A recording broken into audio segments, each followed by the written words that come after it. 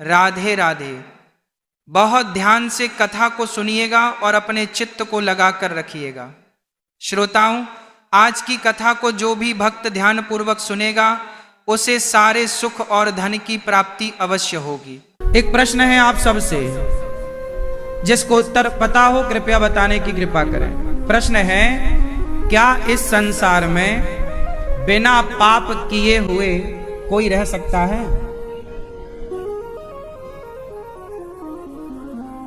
इस संसार में क्या बिना पाप किए हुए कोई रह सकता है? उत्तर क्या है आपका?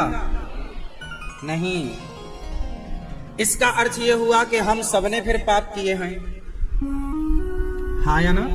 यदि रह ही नहीं सकते तो फिर हम सबने पाप किए हैं। अब प्रश्न दूसरा कि जब हम सबने पाप किए हैं तो हम कहलाए पापी, तो बताओ हम पापियों का उद्धार कैसे होगा? अब ये सवाल आप सबसे पूछ रहा हूं, कृपया बताने का कष्ट करें। फिर हम सब पापी हो गए इस हिसाब से कि भाई बिना पाप के कोई रह ही नहीं सकता, तो फिर हम जैसे पापियों का उद्धार कैसे होगा? कैसे होगा आप बताओ दादाजी।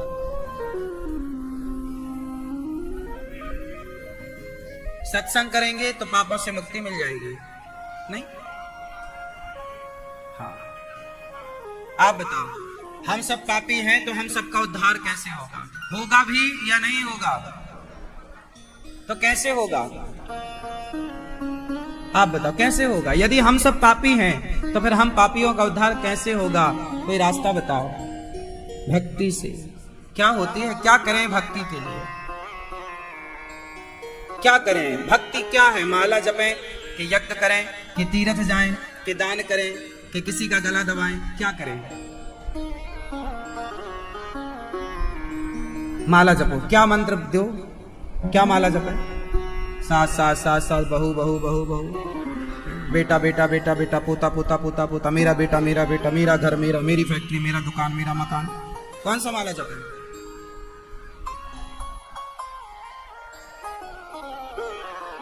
आप बताओ टोपी वाले भैया। हम पापी हैं तो हम पापियों का उद्धार कैसे होगा? हैं? चश्मा वाली मैया बताओ। मेरी माँ, कुछ राय मशवरा हुई हो तो बताओ, कैसे होगा हम पापियों का उद्धार?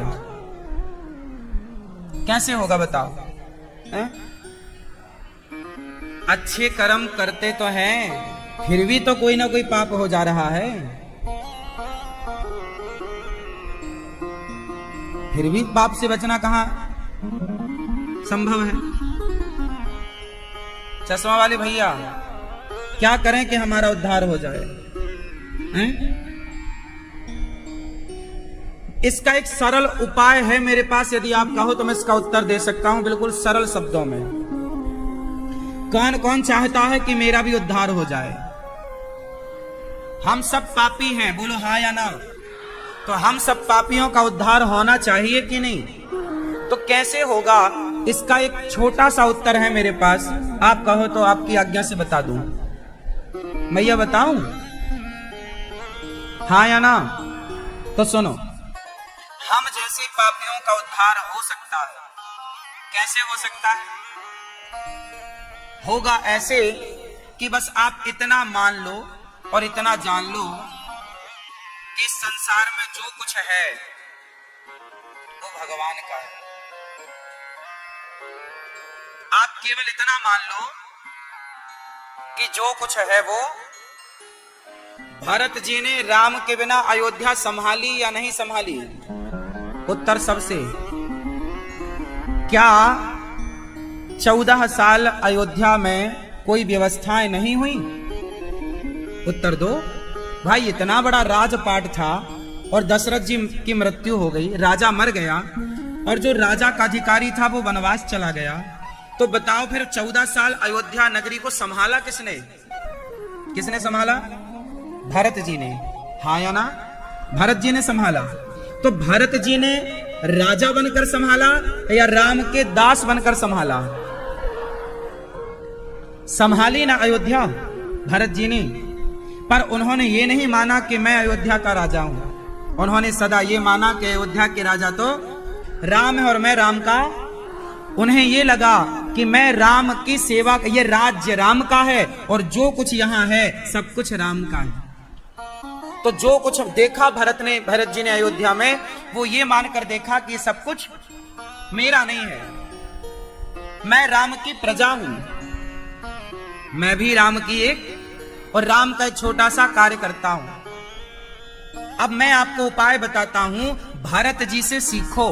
भरत जैसे लोग हम सबके गुरु हैं। जो भरत जी सिखा सकते हैं वो आप और हम नहीं सिखा सकते। भरत जी ने ये सिखा दिया कि आप भी अपना परिवार संभालो, अपना बिजनेस संभालो, पर राजा बनकर, मालिक बनकर नहीं, प्रभु का नौकर बनकर संभालो। प्रभु ये सब आपका है, हम आपके चाकर हैं।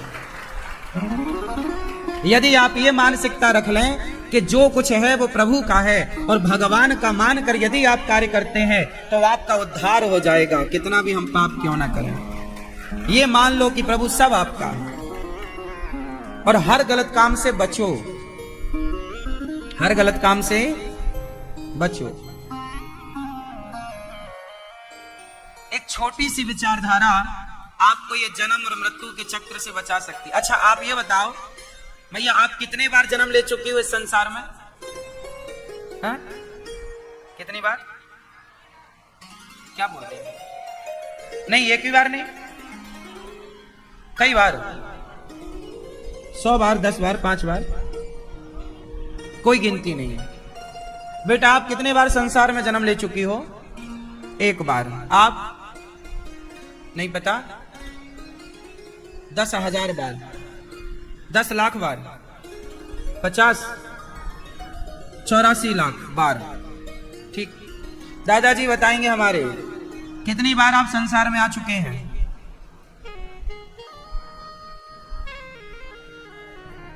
हम लोग इस संसार में करोड़ों बार आए, करोड़ों बार जन्म लिया, करोड़ों बार मर गए। ये हम नहीं कह रहे हैं, आद्य शंकराचार्य जी कह रहे हैं, पुनरपि जननम पुनरपि मरणम पुनरपि जननी जठरे शयनम। बार बार हमारा जन्म होता है, हम मर जाते हैं, फिर जन्म हुआ, फिर मर गए, फिर जन्म हुआ, फिर मर गए। ये जन्म मृत्यु, जन्म मृत्यु, जन्म मृत्यु, जन्म मृत्यु, करोड़ों बार हमने जन्म लिया, करोड़ों बार मरे। कभी कुत्ता की योनी, कभी बिल्ली की योनी, कभी नाली का कीड़ा, कभी चमगादड़, कभी हाथी, कभी घोड़ा, क्या ना बने होंगे हम लोग। 84 लाख योनियों पार करते हुए एक एक योनियों में हम लोग कई कई बार गए हैं। मच्छर कई बार बने, मक्खी कई बार बने, बैल सुअर कई बार बने, एक एक योनि में अनेक बार गए और तब जाकर के ये बड़े भाग्य मानुष तन पावा, बड़े भाग्य से मानव का शरीर मिला। अब जन्म मृत्यु जब है तो इससे बचने का उपाय क्या है? कैसे बचे जन्म मृत्यु से? आप लोग देखो अभी जन्म लिए हैं, मर जाएंगे, फिर आप जन्म लेंगे, फिर मर जाएंगे। ऐसे आप अभी और कितने बार जन्म लेना चाहेंगे? कृपया मुझे बताओ सब लोग। भैया अभी आप और कितनी बार आओगी संसार में? नहीं? क्यों भैया, आप अभी और कितनी बार आने का प्लान है आपका संसार में? हाँ, नहीं आओगी? अच्छा, आने का मौका मिलेगा तो आओगी या भगवान के पास रहने का मौका आपके पास 2 ऑप्शन रहेंगे, या तो भगवान के पास रहो या तो फिर संसार में वापस आओ। तो क्या चुनेंगे आप लोग? जोर से। एक भगवान की शरण में रहने का ऑफर है और एक संसार में फिर वापस आओ। संसार में आओगे, सुंदर पुरुष मिलेगा, सुंदर स्त्री मिलेगी, बढ़िया घर मकान मिलेगा, गाड़ी बंगला मिलेगी। एक तरफ तो संसार का सुख है, पत्नी का, पति का, परिवार का, और दूसरी तरफ भगवान का सुख है, भगवान की प्राप्ति का। कौन सा आप पसंद करेंगे आप लोग? हाँ, तो भगवान के पास रहने का सुख यदि पाते हो तो भगवान के पास रहना ही मुक्ति है, वही मोक्ष है। यदि मोक्ष चाहते हो, मतलब भगवान को चाहते हो, तो फिर जन्म मृत्यु से बचना पड़ेगा। और जन्म मृत्यु से बचें कैसे?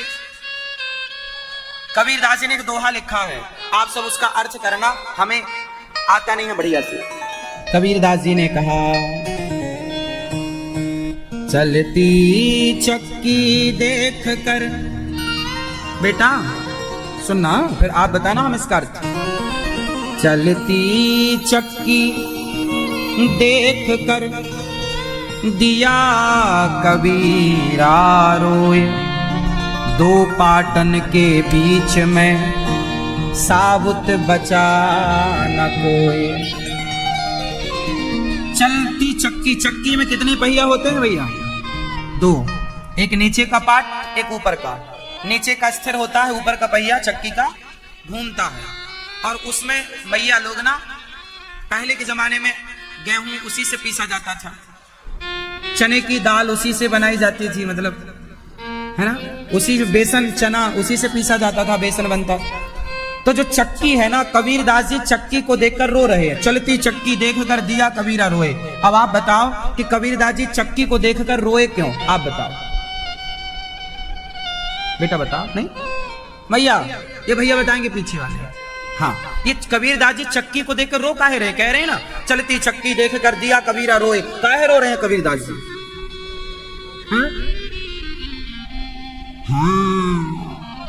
चलती चक्की देखकर कबीरदास जी इसलिए रोए कि जितना दाना डाला सब पिस गया। उसी तरह ये संसार में दो पहिया है, एक जन्म एक मृत्यु। जन्म और, जोर से मैया, जन्म और मृत्यु के पहिए के बीच में हम सब वो दाना है जो पिस रहे हैं। तो कबीरदास जी रो रहे हैं कि जन्म मृत्यु ने मृत्यु सबको मार रही है, कोई ना बचेगा। कबीरदास जी रोने लगे, सब पिसेंगे, सब पिस रहे हैं, जन्म मृत्यु जन्म मृत्यु जन्म मृत्यु पिस रहे हैं। तो कबीरदास जी रो रहे हैं कि दो पाटन के बीच में साबुत बचाना। जब कबीरदास जी रोए तो कबीरदास जी का बेटा कमाल बोला। कबीरदास जी का बेटा कमाल क्या बोला? कमाल बोला। क्यों रो रहे हैं पिताजी? उन्होंने कहा बेटा देख सब पिस रहे हैं। कमाल बोला पिताजी चिंता ना करो। कमाल बोला चलती चक्की चलने दे, पिस पिस आटा होए, कीले माही जो रहे सो बाल न बाका होए। चलती चक्की चलने दो, पर चक्की में एक बीच में कील होती है। क्या होती है? होती है ना, एक नीचे खूंटा होता है, उसमें दूसरा पहिया रखा होता है। सारा दाना पिसता है मेरी मां, पर जो उस कील में घुस जाए दाना, वो दाना बोलो नहीं पिसता। चक्की सारे दाने पीसती है, पर जो कील में दाना घुस जाता है वो दाना नहीं पिसता। तो कमाल बोला पिताजी ये जन्म मृत्यु में सब पिस रहे हैं, पर जो एक परमात्मा की शरण में चला जाता है वह पिसने से बच जाता है। वह एक कील, वह एक खूंटा कौन है? भगवान के चरण। जो भगवान के चरण में है, जो भगवान के आश्रित है, वो मोक्ष को पाएगा, वो संसार के जन्म मृत्यु से बच जाएगा। और जो भगवान के चरण नहीं पकड़ेगा वो जन्म मृत्यु पड़ा रहे। तो आप सब इस संसार में वापस ना आए, आप सब मोक्ष को प्राप्त करें, आप सब पापात्मा से पुण्यात्मा बन जाए। उसके लिए क्या करना पड़ेगा? हमारे पास जो कुछ है, बेटा बेटी, पति पत्नी, परिवार, बिजनेस, व्यापार, यहाँ तक कि शरीर, जो कुछ है प्रभु सब आपका है, ये मान लेने से हम मोक्ष के अधिकारी हो जाएंगे। प्रभु सब आपका है। अच्छा ये बताओ, सब कुछ आपका है या सब कुछ भगवान का है? सब कुछ मेरा है या सब कुछ भगवान का? कौन सी बात सही है? ये सब कुछ मेरा है। एक तो ये पक्ष है कि ये सब कुछ मेरा, एक पक्ष ये है कि सब कुछ भगवान का है। कौन सी बात सही है? और जब कोई ये बोलेगा ये सब कुछ मेरा है, तो ये बात सही है कि गलत है? तो फिर आप लोग गलत बात क्यों करते हैं? आप लोग बोलते तो हैं ये मेरा है, ये मेरा है। महाराज जी ये बेटा मेरा है, महाराज जी हमारे दो बेटे, महाराज जी हमारा है, ये हमारी बहू है, ये हमारी फैक्ट्री है, ये हमारा घर है। देख लो, आप खुद बोलते हैं, जबकि ये बोलना रॉन्ग है, गलत है। सही क्या है? सब कुछ प्रभु का है। सब कुछ किसका है? भगवान का है। सब कुछ मेरा है, ये सही है या गलत है? सब कुछ मेरा है, सही है कि गलत है? सब कुछ भगवान का है, सही है कि गलत है? जोर से, क्या सही है भैया? सब कुछ मेरा है, सब कुछ भगवान का। क्या सही है? सब कुछ मेरा है, सब कुछ भगवान का है? क्या सही है? अच्छा, दिल में हाथ रखकर बताओ, सही बताओ आप लोग कि ये बात सही है ना कि सब कुछ भगवान का है? अच्छा, क्या क्या भगवान का है बताओ।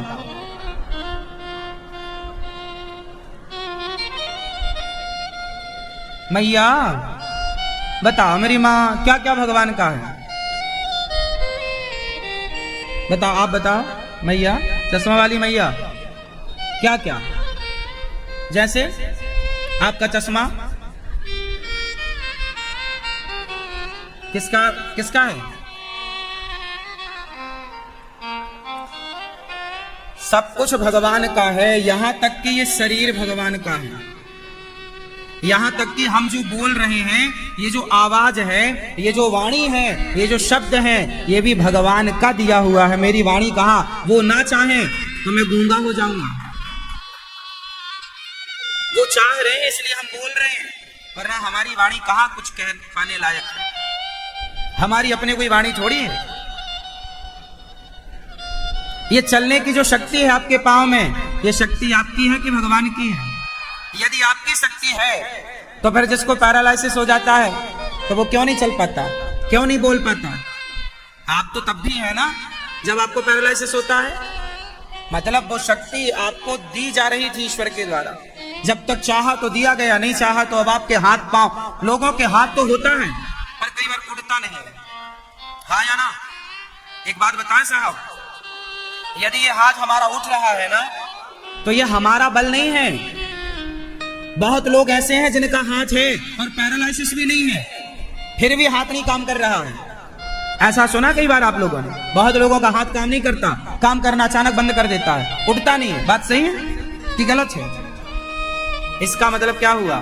ये जो हाथ उठ रहा है ये भी शक्ति हमारी नहीं है। किसकी शक्ति से आप हाथ उठा रहे हैं? आपकी आंखें तो है पर कई बार आंखें हैं पर दिखता कुछ नहीं है। यदि दिख रहा है तो ये शक्ति ईश्वर की है। इसलिए अपना क्या है साहब, अपन सब यहाँ के मेहमान हैं। ये संसार हमारे बाप का नहीं है। ये संसार में हम कुछ दिन की मेहमानी के लिए आए हैं। बस जो कुछ है प्रभु का मानो। आपको कुछ दिया गया है ईश्वर के द्वारा कि भाई आपको जिम्मेदारी दी गई है कि चलो आपको 25-50 साल आपको ये 2 बच्चों की जिम्मेदारी पूरी करना, पढ़ाओ लिखाओ, इनको योग्य बनाओ।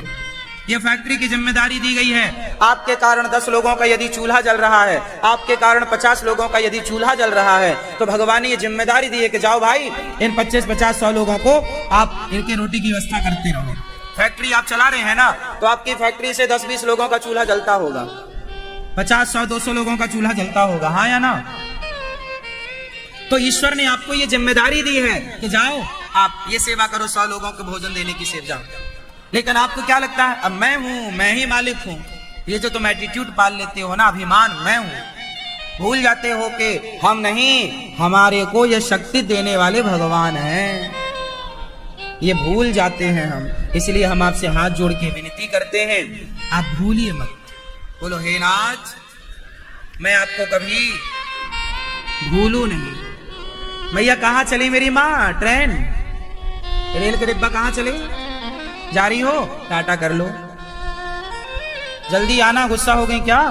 कह दिया सब भगवान का है, तो जा रही हो? महाराज जी सब हमारा और आपका भगवान का, हम जा रहे हैं।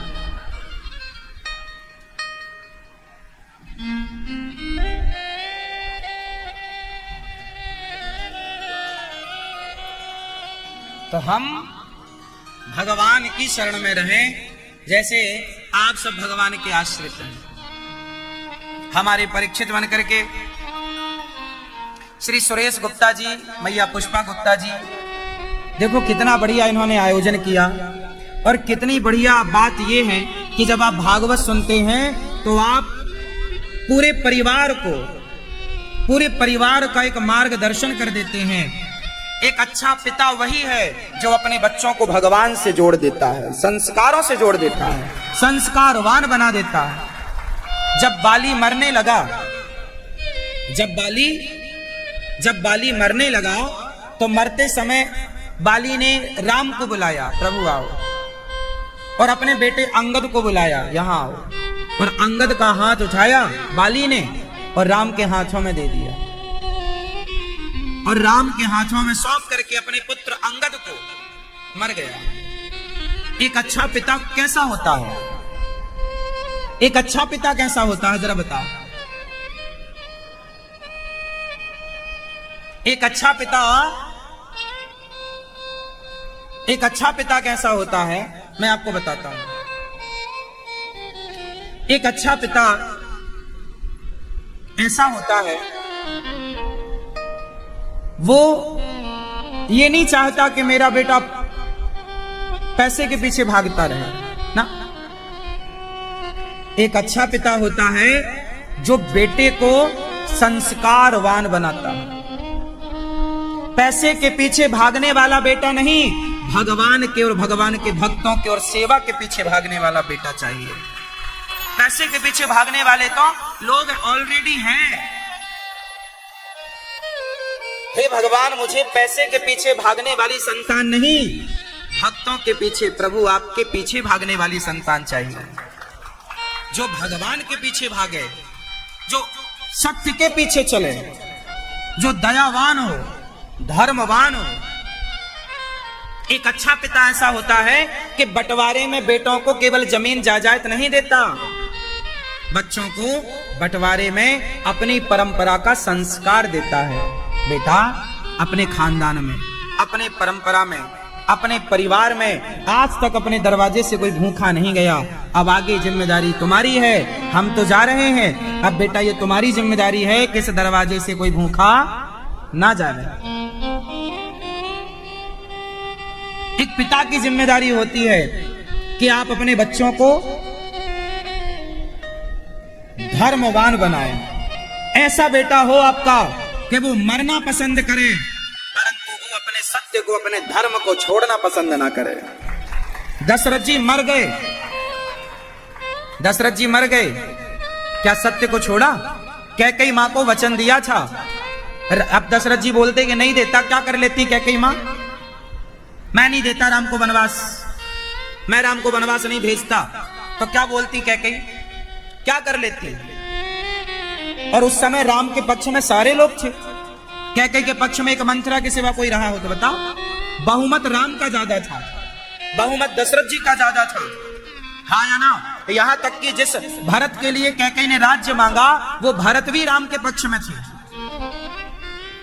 राम का बहुमत ज्यादा था, दशरथ जी का बहुमत ज्यादा था, कैकेयी का कोई बहुमत नहीं था। लेकिन वहां दशरथ जी ने प्राणों को न्यौछावर कर दिया। किसके लिए? कि मैंने वचन दिया है अपनी पत्नी को, 2 वरदान दिए हैं, प्राण जाए तो जाए पर मेरा वचन ना जाए, प्राण जाए पर वचन ना जाए। ऐसा बेटा हो कि मर जाए पर सत्य ना छोड़े।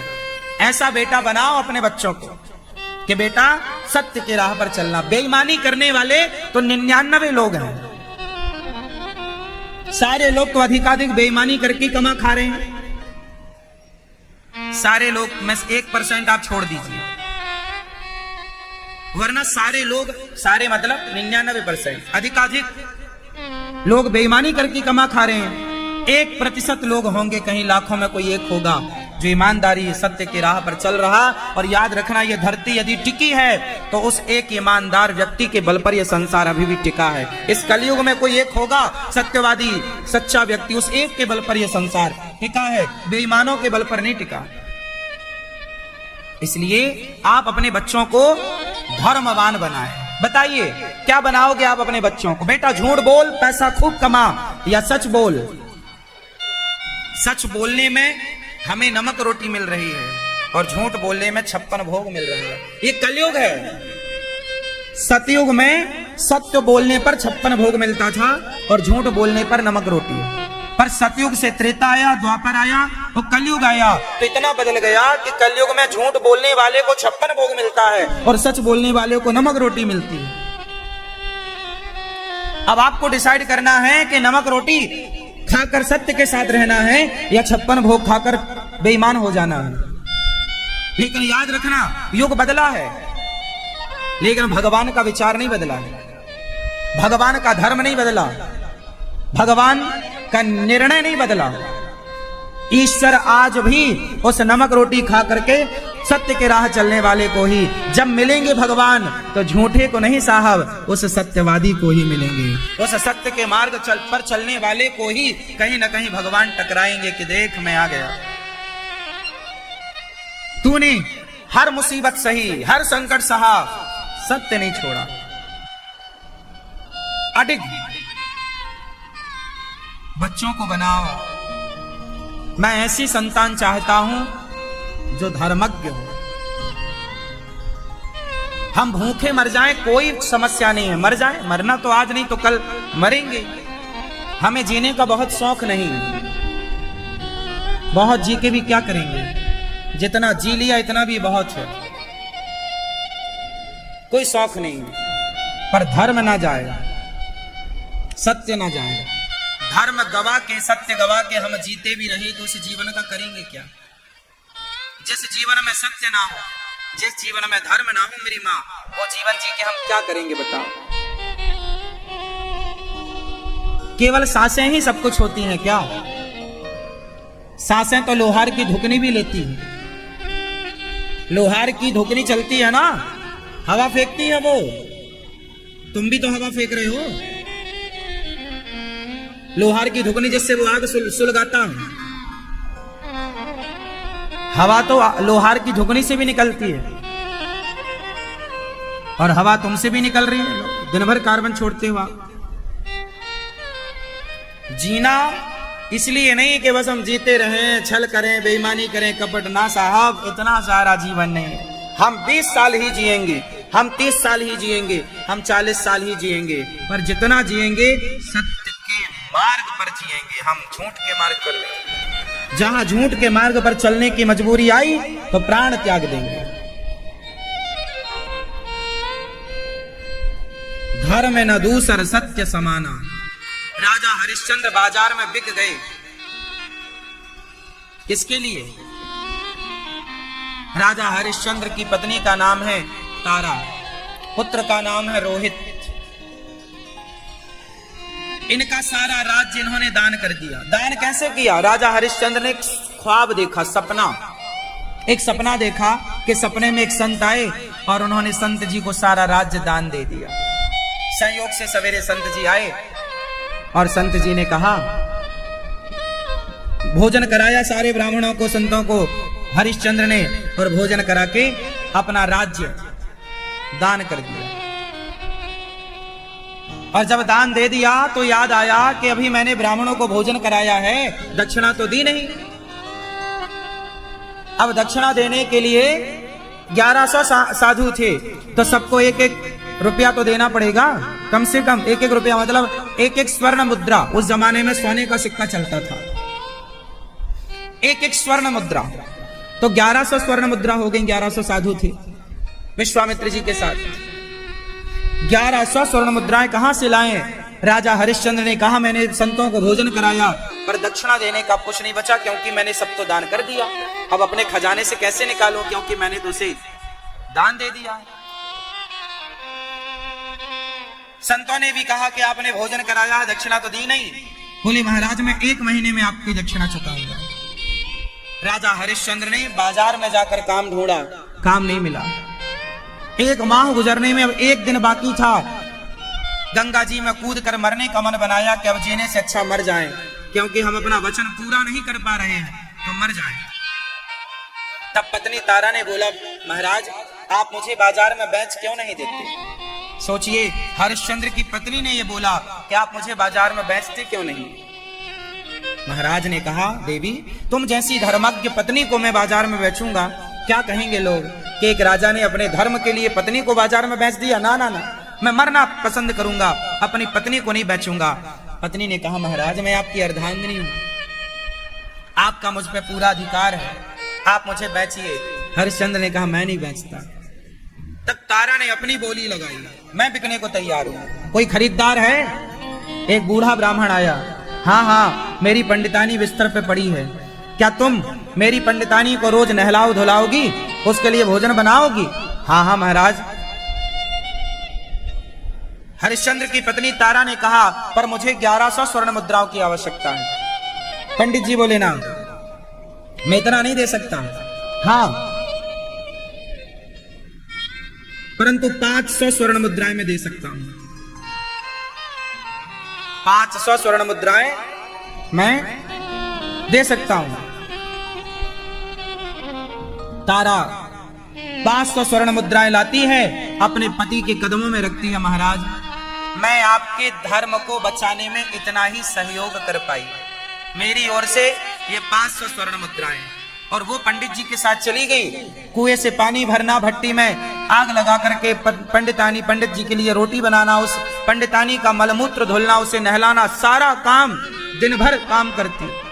और जब वो जाने लगी पंडित जी के साथ, तो छोटा बच्चा रोहित था 5 साल का। माँ मुझे ले चलो, माँ मुझे ले चलो माँ। पंडित जी बोले, ये कौन है? महाराज मेरा बेटा है, इसे भी खरीद लीजिए आप, इसके 500 स्वर्ण मुद्राएं दे दीजिए। ना ना, ये बच्चा है, 500 नहीं, ये रोज मेरे लिए बगीचे से तुलसी पुष्प तोड़ कर लाएगा, मैं इसके 100 स्वर्ण मुद्राएं दे सकता हूं। ठीक है, 100 स्वर्ण मुद्राएं बच्चे के रोहित का और 500 स्वर्ण मुद्राएं तारा का, 600 स्वर्ण मुद्राएं हरिश्चंद्र को प्राप्त हो गई। अब जरूरत थी केवल 500 स्वर्ण मुद्राओं की। बाजार में अपनी बोली लगाते हैं राजा हरिश्चंद्र, वो राजा जो पूरी दुनिया का राजा था, जिसके एक इशारे पर ना जाने कितनी सेना तैयार हो जाती थी, कितना धन इकट्ठा हो जाता था। आज जब हरिश्चंद्र का समय बिगड़ा तो बाजार में बिकना पड़ा साहब। समय बहुत बलवान है, समय बलवान है। कई लोग कहते हैं ना, महाराज जी हम इतनी भक्ति करते हैं, इतना संकट आता है। अरे भक्ति करने वाले, जो बच्चा 10वीं पढ़ेगा, 12वीं पढ़ेगा, एग्जाम उसी का तो होगा। जो पढ़ेगा ही नहीं, उसका काहे एग्जाम होगा? जो घर में अपना कंचा खेल रहा है, बैठा गिल्ली डंडा खेल रहा है, जो बच्चे स्कूल जाते ही नहीं, क्या उनका एग्जाम होता है? जो आगे बढ़ना नहीं चाहते, 10वीं से 11वीं नहीं जाना जिन्हें, उनका एग्जाम क्यों होगा? एग्जाम तो उनका होगा जो पढ़ना चाहते हैं। भगवान परीक्षा भी सबकी कहां लेते हैं? भगवान अपने सच्चे अच्छे भक्तों की परीक्षा लेते हैं, क्योंकि आपको इस परीक्षा के बाद आगे की क्लास में जो भेजना है। आप घबरा जाते हैं, महाराज जी हमारे ऊपर इतना संकट आया, हम भगवान कितने बड़े भगत हैं, फिर भी संकट। हाँ, आप भक्त हो इसलिए ईश्वर एग्जाम ले रहे हैं। भक्त ना होते तो जो भक्त नहीं है उनके जीवन में कोई संघर्ष नहीं है, कोई परीक्षा नहीं है। क्यों? क्योंकि ईश्वर आपको आगे की क्लास में भेजने की तैयारी कर रहे हैं, उन्हें नहीं। वो तो अपना खा पी के, उनकी तैयारी है, वो यहाँ खा पी के जो पुण्य किया है उसका खा पी के फिर सीधा वो नरक जाएंगे, उनका तय है। इसलिए उनके जीवन में कोई परेशानी नहीं, कोई कष्ट नहीं। आपके जीवन में यदि संघर्ष है, आपके जीवन में यदि उतार चढ़ाव है, तो समझ लो ईश्वर आपकी परीक्षा ले रहे हैं। जब रेस में घोड़ा दौड़ता है ना, तो घोड़े पर चढ़ा हुआ व्यक्ति, घुड़सवार, घोड़े की लगाम बार बार खींच करके उसे दर्द देता है, बार बार मारता है, चाबुक से मारता है घोड़े को।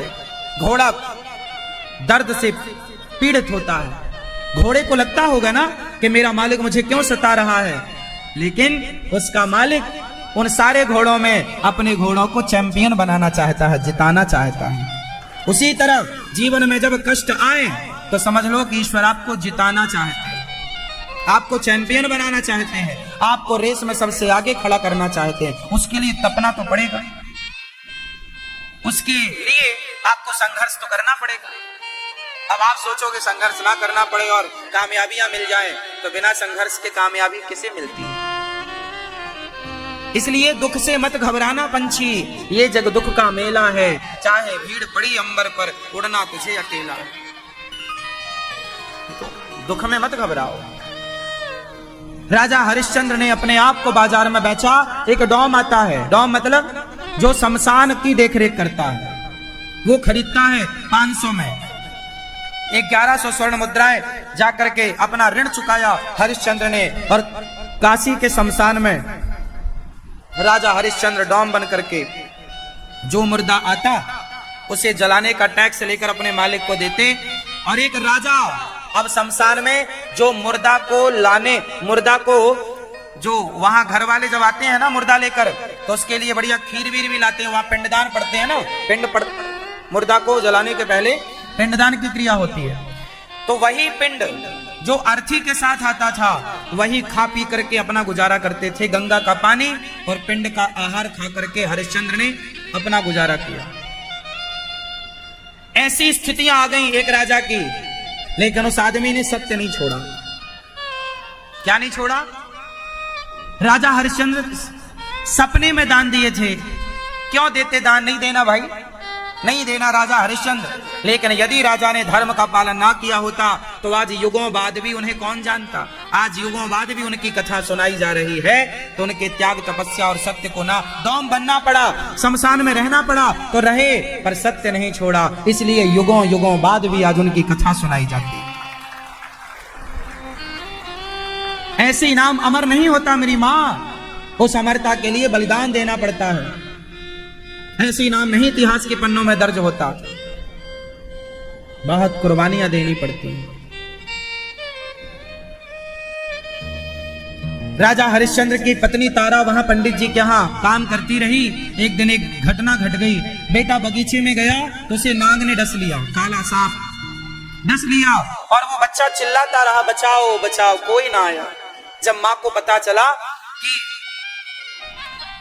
कोई बच्चा बगीचे में चिल्ला रहा बचाओ, तो कोई आदमी गुजरा, क्या हुआ? बच्चे ने कहा भैया मुझे सांप डस लिया, मेरी माँ को सूचना दे दो।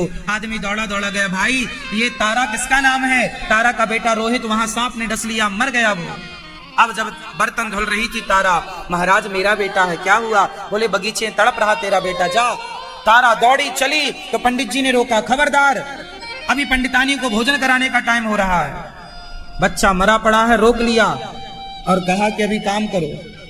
काम करती रही। जब पंडित पंडितानी सो गए,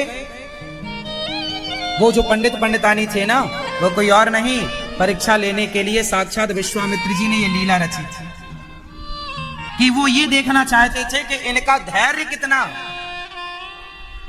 सोचिए जिस माँ का बेटा मरा पड़ा हो उससे कहा जाए कि चल पहले घर का झाड़ू पोंछा कर, तो क्या कोई करेगी?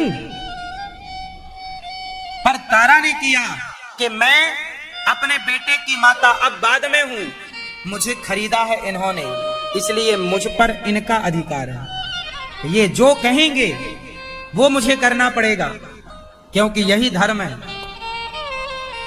देखिए धर्म ऐसा थोड़ी कि बस काम निकल जाए तो हम धर्म भूल जाएं। रात्रि हो गई, तारा चली बगीचे में, उसका बेटा मरा पड़ा। रोए तो कैसे रोए, बच्चा मरा तो उसे उड़ाने को कफन नसीब ना हुआ। अपनी साड़ी आधी फाड़ती है, उड़ाती है, उसे लगा ऐसा पड़ा रहेगा तो जंगल के पक्षी खा जाएंगे, कम से कम अंतिम संस्कार तो होना चाहिए। बच्चे को गोद में लेके रात को ही गंगा के किनारे चली शमशान की ओर। संयोग से वहीं पहुंच गई जहां उसका पति मतलब हरिश्चंद्र शमशान के रक्षक थे। डॉम रो रही है, राजा हरिश्चंद्र की नार गंगा में रो रही है, हे विधाता तू कितना निर्दयी है, क्या बिगाड़ा था हमने तेरा, आज ये दिन देखना पड़ा।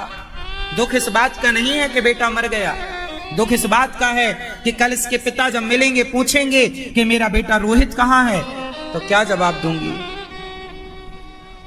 दूर बैठा डॉम मतलब हरिश्चंद्र सुन रहे थे, आकर समझाने लगे, देवी क्यों रो रही हो, ये तो विधि का विधान है, आया है सो जाएगा। महाराज मैं इसलिए रो रही हूं कि कल इसके पिता आएंगे पूछेंगे मेरा बेटा कहाँ है। तो उस महिला के रोने से पूछा उस डॉम ने मतलब हरिश्चंद्र ने। अच्छा रात का समय था, दोनों को बिछड़े बहुत दिन हो गए थे, दोनों की शक्ल सूरत बदल चुकी थी, तो दोनों ने अभी एक दूसरे को पहचाना नहीं, जबकि वो दोनों पति पत्नी थे, हरिश्चंद्र और तारा, और बेटा मरा पड़ा है, अभी पहचाने नहीं। तारा बोली महाराज मैं बाजार में बिक चुकी थी, क्या हुआ, तुम्हारे पति कहाँ है, इसका पिता कहाँ है। तारा बोली पता नहीं कि मेरे पति और इसके पिता कहाँ हैं, बस मैंने तो अपनी पत्नी धर्म होने का कर्तव्य पूरा किया था और मैं बिक गई थी। अब हरिश्चंद्र को समझ में आया, देवी आपका नाम तारा है क्या? हाँ हाँ महाराज। इसका नाम रोहित है क्या? हाँ हाँ। आप कौन? अब तो तारा अवाक रह गई हरिश्चंद्र को देखकर। महाराज आपकी ये हालत, आप शमशान में हैं, क्या कर रहे हैं आप? कहा कि देवी तुमने जब अपने आप को बाजार में बेचा तो अंत में मुझे भी अपने आप को बाजार में बेचना पड़ा, तब संतों का वो ऋण चुका। अब तारा और हरिश्चंद्र मिले कहां? एक शमशान में मिले, तब जब बेटे की मृत्यु हो गई। और जब बेटा मरा, तारा ने कहा महाराज मैं आपके पुत्र को बचा ना सकी, सांप के डसने से मृत्यु हुई है, आप अपने पुत्र का अंतिम संस्कार कीजिए। हरिश्चंद्र बोले नहीं, मैं इसका संस्कार नहीं कर सकता। यदि आपको करना है इसका संस्कार तो यहाँ का नियम है पहले कुछ टैक्स देना पड़ता है शमशान में। महाराज मेरे पास तो कुछ भी नहीं है, उड़ाने को कफन नहीं था तो साड़ी का आधा टुकड़ा मैंने फाड़ करके से उड़ाया है। तब तक गांव के लोग दौड़े दौड़े आए तलवार लेकर, लालटेन लेकर दौड़ रहे हैं, पकड़ो पकड़ो। सारे लोग आ गए और तारा को पकड़ लिया। बोले क्या हुआ? बोले गांव में चोरी करके चोर भागा है, लगता है यही है। हरिश्चंद्र का मालिक जिसने खरीदा उसने आकर तलवार पकड़ाई। बोले लो इस महिला का सिर काट दो। हरिश्चंद्र ने कहा था पत्नी से कि इस बच्चे को या तो यहाँ शमशान में जलाओगी तो टैक्स लगेगा, गंगा जी में विसर्जित कर दो। तो वो गंगा जी में विसर्जित करने जा रही थी तो लोगों को लगा कि वो चोरी करके भाग रही है। राजा हरिश्चंद्र के मालिक ने तलवार दी, बोले इसका सिर काट दो। राजा हरिश्चंद्र तलवार लिए हैं और जिसने खरीदा उसका आदेश है सिर काट दो। और काटना किसका? पत्नी का सिर। पत्नी ने पति से कहा प्राणनाथ देर ना लगाइए, अपने मालिक के आदेश का पालन कीजिए। सेनापति का धर्म क्या होता है? राजा की आज्ञा का पालन। राजा बोलेगा किसे मृत्यु दंड देना है, सेनापति को देना पड़ेगा। जज ने कह दिया किसे फांसी की सजा देनी है तो वहां उसे फांसी की सजा देनी पड़ेगी ना। और ऐसे ही किसी को फांसी पे लटका दोगे तो अपराध होगा, पर जज कह देगा कि भाई से फांसी, तो फांसी पे जल्लाद चढ़ाएगा। और वो जल्लाद किसी और को पकड़ के अपने से चढ़ा दे फांसी में, वो अपराध है। मालिक का आदेश पालन करना है। तारा ने कहा महाराज देर ना कीजिए, पत्नी चली जाएगी तो वापस आ जाएगी, पुत्र चला जाएगा तो वापस आ जाएगा महाराज, पर आपका धर्म चला गया वापस नहीं आएगा, इसलिए अपने धर्म की रक्षा कीजिए। उठाइए तलवार, चलाइए। और राजा हरिश्चंद्र ने जब तलवार चलाना स्टार्ट किया, उठाई और मालिक के आदेश का पालन करना चाहा, उसे क्षण भगवान प्रकट हो गए। बस करो हरिश्चंद्र। भगवान ने प्रकट होकर हरिश्चंद्र को दर्शन दिया, तारा को दर्शन दिया। कोई भीड़ नहीं थी वहां पर, साक्षात भगवान थे और देवता वहां प्रकट हो गए। और भगवान ने कृपा दृष्टि करी तो रोहित जो मरा पड़ा था उठकर बैठ गया, जीवन दान दे दिया भगवान ने। पुनः हरिश्चंद्र का राज्य वापस दिया गया और ये समाज में मैसेज गया कि हरिश्चंद्र जब तक ये धरती रहेगी तब तक हरिश्चंद्र का नाम सत्यवादियों में गिना जाएगा। देखिए ऐसे ही नाम अमर नहीं हुआ हरिश्चंद्र का। इतना बलिदान आपको देना पड़े, दे पाओगे? सत्य की इतनी बड़ी कीमत चुकानी पड़े, चुका पाओगे ना? आजकल आदमी चवन्नी के लिए झूठ बोल देता है, 2 पैसे के लिए झूठ बोलता है। सत्य की कीमत चुकानी पड़ती है साहब, बिना कुछ किए जय जयकार नहीं होती, कीमत तो चुकानी पड़ती है। आपको लगता क्या है कि हम कुछ ना करें, कुछ ना चुकाएं, बस मिल जाए सब कुछ? ऐसा नहीं होता। ऐसे इनाम नहीं लिख जाता इतिहास में। कितने आए कितने चले गए, कौन किसे जान रहा है? कुछ उंगलियों में नाम है जिन्हें दुनिया जानती है, उनमें एक हरिश्चंद्र है। उनके नाम को क्यों जानते हैं युगों बाद? क्योंकि त्याग है। हरिश्चंद्र ने जितना बड़ा धर्म का और सत्य का पालन किया, हम इतने बड़े सत्यवादी तो नहीं हो सकते, पर फिर भी हम सत्यवादी जितना सत्य के राह पर चल सकते हैं चले। क्या बुराई है? क्यों खाना है तुम्हें 56 भोग झूठ बोलकर? हम तो नमक रोटी में खुश हैं साहब, हमें जरूरत ही नहीं पड़ती। जो मिल जाए रूखा सूखा खाए के, ठंडा पानी पी, देख पराई संपत्ति मत ललचाए जी। बेईमानी करके तुम 56 भोग खा तो लोगे, पर हिसाब चुकाना पड़ेगा वहां। तो क्यों हम कर्जा लें? सुदामा अच्छे थे, गरीबी में गुजर करते थे। कोई इच्छाएं नहीं, आपकी जितनी इच्छाएं होती हैं वो इच्छाएं आपसे गुनाह कराती हैं, वो इच्छाएं आपसे गलत काम कराती हैं। इसलिए अपनी इच्छाओं को अपने कंट्रोल में रखो। इच्छाएं ऐसी ना हो कि आपको गुनाह कराएं, आपसे गलत काम कराएं आपसे। इच्छाओं पर, अपने मन पर लगाम लगाइए, कंट्रोल। भगवान सुखदेव जी राजा परीक्षित जी को कहते हैं, इसलिए आपसे कहता हूं ये सारा ज्ञान, सत्य के राह पर चलना, मोक्ष की प्राप्ति, इन सब पर ध्यान दो। लोग कहते हैं कमाओ खाओ मौज करो, इतना ही जीवन नहीं है, इससे आगे पीछे बहुत कुछ होता है। भगवान सुखदेव जी राजा परीक्षित जी से कह रहे हैं, राजन आपने समाज के उत्थान के लिए बड़ा उत्तम प्रश्न किया है।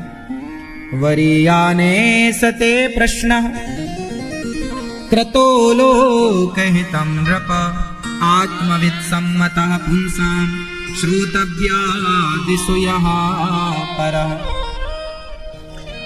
आपने बड़ा उत्तम प्रश्न किया है। निद्रया ह्रियते नक्तम यवा येन च वावयः दिवाचार्थे हया राजन कुटुंब भरणेन वा। जिसके पास आयु कम है, जाना लंबा है, अधिकाधिक भगवत चिंतन करो, हाय हाय में ना उलझो। प्रभु राम इतना दीजिए जामे कुटुंब समाए, मैं भी भूखा ना रहूं साधु ना भूखा जाए। कितना पैसा कमाना चाहिए भैया? क्यों भैया कितना पैसा कमाना चाहिए बताओ? आप बताओ कितना पैसा कमाना चाहिए? हाँ?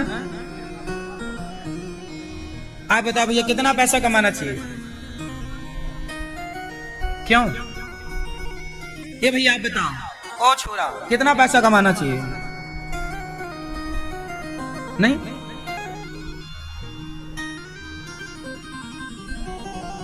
पीछे वाली मैया, ओ पीले भैया, पीली टी शर्ट वाली भैया, कितना पैसा कमाना चाहिए? आप बताओ। चश्मा वाली भैया बताओ, बेटा बैठे बैठे बताओ, क्या कितना पैसा कमाना चाहिए? ठीक, अब ये भैया बताएंगे। आप बताओ, बैठे बैठे, खड़े नहीं होना। कितना पैसा कमाना चाहिए? हाँ, अब हम बताएं कितना कमाना चाहिए। पैसा उतना ही कमाना चाहिए जितने से जरूरतें पूरी हो जाएं। पैसा उतना कमाओ जितने से आपकी जरूरतें, जोर से, क्या पूरी हो जाएं? अच्छा, जरूरत पूरी हो जाए इतना पैसा कमाओ। और लेकिन आप क्या करते हैं? आप में से कितनों की जरूरतें पूरी हो चुकी हैं, जरा बताओ मुझे। आप में से कितनों की जरूरत है? अच्छा, जरूरत क्या है आप बताओ, जरूरत क्या है? क्यों भैया? ओ भैया जरूरत क्या है? जरूरत है हम सबकी रोटी, बोलो रोटी, कपड़ा, मकान, शिक्षा, ये चार क्या है? हमारी जरूरत है। पैसा उतना कमाओ जितने से जरूरतें पूरी हो जाए, रोटी की व्यवस्था हो जाए, कपड़े की व्यवस्था हो जाए, आपके लिए एक बढ़िया घर हो, एक गाड़ी हो, और आपके बच्चे बढ़िया पढ़ लिख जाएं। इतना पैसा हो।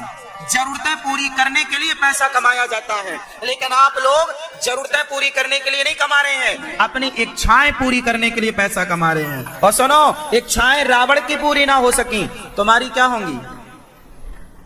अच्छा बताओ, जरूरत और इच्छा ये दोनों एक विषय है या अलग अलग है? उत्तर, जरूरत और इच्छा एक है कि अलग अलग है? अलग है। तो आप बताओ कि जरूरत के हिसाब से पैसा कमाना चाहिए या इच्छा के हिसाब से? हाँ, लेकिन आज के लोग कमा किसके लिए रहे हैं? इच्छाओं के लिए। मेरे पास भाई जरूरत है आपके पास के 10 लाख की गाड़ी होनी चाहिए आपके पास। भाई गाड़ी मतलब 4 चक्के की। भाई गाड़ियों से हम लोग 100-200 किलोमीटर की तो यात्रा करते हैं अधिक से अधिक। भाई घर से ऑफिस, ऑफिस से घर, एक 10 लाख की गाड़ी से गुजारा हो सकता है कि नहीं? भाई जरूरत 10 लाख की गाड़ी की है तो 10 लाख की लो, जरूरत यदि 50 लाख की गाड़ी की है तो बोलो, मना ही नहीं है। पर आप लोग जरूरत के हिसाब से नहीं चलते, आप इच्छा, मेरी इच्छा है मेरे पास बड़ी गाड़ी हो, यदि उस बड़ी गाड़ी की जरूरत है तो लो, मना ही नहीं है। पर इच्छाएं रावण पूरी ना कर सका, इच्छाएं तुम्हारे बाप दादे पूरे ना कर सके, अब उन इच्छाओं को तुम पूरा करने निकले हो। इच्छाएं पूरी करना सबसे बड़ी मूर्खता है। जरूरतें तो पूरी रिक्शे वाले की हो सकती हैं, पर इच्छाएं इंद्र की पूरी ना हो पाई, तुम्हारी क्या होंगी। इच्छाएं तो स्वर्ग के राजा की पूरी ना हो सकी, तुम्हारी और हमारी इच्छाएं पूरी हो जाएंगी। आज का आदमी दुखी क्यों है? क्योंकि वो इच्छाएं पूरी करने में लगा हुआ है, वो पूरी करने में लगा है जो पूरी हो ही नहीं सकती। क्यों इच्छाएं पूरी हो सकती हैं क्या? उत्तर नहीं, इच्छाएं कभी पूरी नहीं हो सकती। पूरी क्या हो सकती हैं? जोर से, पूरी क्या हो सकती हैं? जरूरतें। जरूरत पूरी हो सकती है, इच्छा पूरी नहीं हो सकती। आप लोग यदि परेशान हैं तो इसलिए कि आपके जीवन में संतोष नहीं है। जितना है बहुत मान लो, और ये संतोष कहां से आएगा? सत्संग से। इसलिए कहता हूं रोज अपने मोबाइल पर, रोज अपने घर पर टीवी साधना चैनल पर, या तो अपने मोबाइल पर यूट्यूब पर रोज कथा सुना करो। यूट्यूब निकालो, मोबाइल निकाल लो, आप लोग यूट्यूब पर जाओ, अनिरुद्धाचार्य टाइप कर लो, चैनल सब्सक्राइब कर लो। आज मैं आपको एक बधाई दूंगा, आज यूट्यूब पर 1,42,00,000 लोगों का परिवार पूरा हो गया है, और आज 1,42,00,000 से 43 लाख लोगों का परिवार पूरा होने जा रहा है। आप फटाफट अपना मोबाइल निकाल लो, चैनल को सब्सक्राइब कर लो और शेयर कर लो। जब आप भी अपना मोबाइल निकालकर चैनल को सब्सक्राइब कर लेंगे तो ये परिवार पूरी दुनिया का आध्यात्म जगत का सबसे बड़ा परिवार है यूट्यूब पर, अनिरुद्धाचार्य परिवार। निकाल लो आप लोग अपना मोबाइल, निकाल लो मोबाइल, यूट्यूब पर जाओ, अनिरुद्धाचार्य टाइप करो और चैनल को सब्सक्राइब कर लो, है ना? कथा कितने लोग यूट्यूब पर सुनते हैं पहले ये बताओ भैया। आप भी सुन लिया करो, प्रभु हम पर कृपा करो, कथा सुन लिया करो। आप भैया कथा सुना करो। लाला आप सुनते हो? कथा सुनते रहोगे तो गारंटी ले रहा हूं, कथा सुनने वाला कभी मार्ग भटक नहीं सकता। मार्ग अक्सर वो भटकते हैं जो कथा से, संस्कारों से वंचित हैं। और संस्कार आएगा कहां से? कथा सुनो, कथा सुनो तो भक्ति भी आएगी, संस्कार भी आएगा। यूट्यूब पर जाओ, अनिरुद्धाचार्य टाइप कर लो, चैनल को सब्सक्राइब कर लेना, शेयर कर लेना। ये परिवार आज यूट्यूब पर आध्यात्म जगत का सबसे बड़ा परिवार है। आप भी इसे सब्सक्राइब कर लेंगे ना तो आज ये परिवार 1,43,00,000 लोगों का पूरा हो जाएगा। ये अभी 1,42,96,974 लोगों का अभी परिवार पूरा हुआ। फटाफट आप भी चैनल को सब्सक्राइब कर लेंगे। ये परिवार बहुत तेजी से आप देखेंगे बढ़ता हुआ, और आज ही ये परिवार प्रश्नोत्तरी होती है ना, इसी चैनल पर प्रश्नोत्तरी भी रोज सुन सकते हैं आप लोग। आप भी इस परिवार से जुड़ सकते हैं। देखो जब आप जुड़ते हैं तो ये परिवार इस तरह से बढ़ता है, और आज ये परिवार होने जा रहा है 1,42,00,000 हो गए, अब 1,43,00,000 लोगों का परिवार पूरा होने जा रहा है।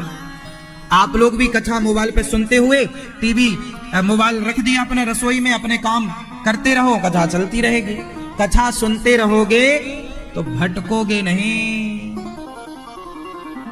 कितने लोग निरंतर सुनते हैं कथा आप में से? आप सुनते हैं? आप लोग भी सुना करिए। अब अच्छा लग रहा है कि नहीं? हम आपको परेशान, आपका समय बर्बाद तो नहीं कर रहे हैं? क्यों? 7 दिन आपने यदि हमें दिया है तो आप बहुत कुछ पाएंगे, बहुत कुछ सीखेंगे। कथा जो सिखा सकती है वो दुनिया की कोई यूनिवर्सिटी नहीं सिखा सकती। बच्चों को कथा संजीवनी है, अमृत है। यदि ये बच्चा छोरा छोरी तुम्हारे सुन लेंगे कथा तो मैं गारंटी ले सकता हूं इन बच्चों की कि ये अपनी जवानी में भटकेंगे नहीं। वो बच्चे भटकते हैं जो कथा से वंचित हैं। जवानी भटकाव की होती है। जवानी के पहले ही बच्चों को यदि आपने सत्संग से जोड़ दिया तो फिर उनके भटकने की संभावनाएं 80% कम हो जाएंगी। 10-20% आपका रख रखाव ठीक कर देगा। इसलिए संस्कार जरूरी है, सत्संग जरूरी है। चिल्ला चिल्ला कर रोज कहते हैं बच्चों को कथा सुनवाया करो, सुनवाया करो, अब नहीं सुनवाओ तो फिर रोते आप हो, महाराज जी बेटा नहीं सुन रहा है, महाराज जी बेटी चली गई, बेटा यहाँ है, बेटा यहाँ। आजकल सब क्या चल रहा है आप सब जानते हैं। इसलिए आप भी जुड़िए, औरों को भी जोड़िए।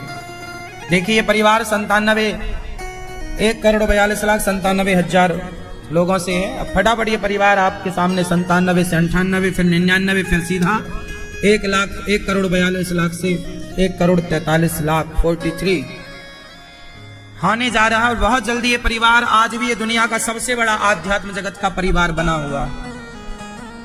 इस परिवार से जुड़े हुए लोग क्या करते हैं? कथा सुनते हैं, अपने बच्चों को संस्कारवान बनाते हैं। गौरी गोपाल आश्रम पूरी दुनिया को सब तरीके से संस्कार देने का काम करता है। प्रिय भक्तों, ज्यादा हाय हाय नहीं करना चाहिए। संतोष ही सबसे बड़ा धन है। हम ये ना देखें कि हमारा पड़ोसी कितने महंगे कपड़े पहनता है, हम ये ना देखें कि हमारा पड़ोसी कितने महंगे जूते पहनता है, हम ये देखें कि समाज में ऐसे लोग भी हैं जिनके पास जूता पहनने को पाँव ही नहीं है। आपके पास जूता पहनने को पाँव है या नहीं? हाँ या ना? बहुत लोग ऐसे हैं जिनके पास जूता पहनने को पाँव, कुछ लोग चप्पल हाथ में पहनकर चलते हैं घिसटते हुए। देखा आप लोगों ने? हाँ या ना? देखा होगा कभी। ईश्वर ऐसे लोगों को थोड़ा बहुत इसलिए भी भेजते रहते हैं कि आपको थोड़ा बहुत अक्ल आती रहे, लेकिन तुम्हें कुछ नहीं आती। तुम कितने भाग्यशाली हो कि तुम चप्पल जूता पांव में पहन के चलते हो। वो कैसे हैं जो पांव की चप्पल हाथ में पहन के घिसटते हैं, फिर भी आप रोते हो, हे भगवान तूने क्या दिया? अरे क्या नहीं दिया? जो दिया है उसका धन्यवाद तो कभी दिया नहीं, जो नहीं दिया उसकी शिकायत आप करते फिरते हो भगवान से, विधाता ये नहीं दिया, ये नहीं।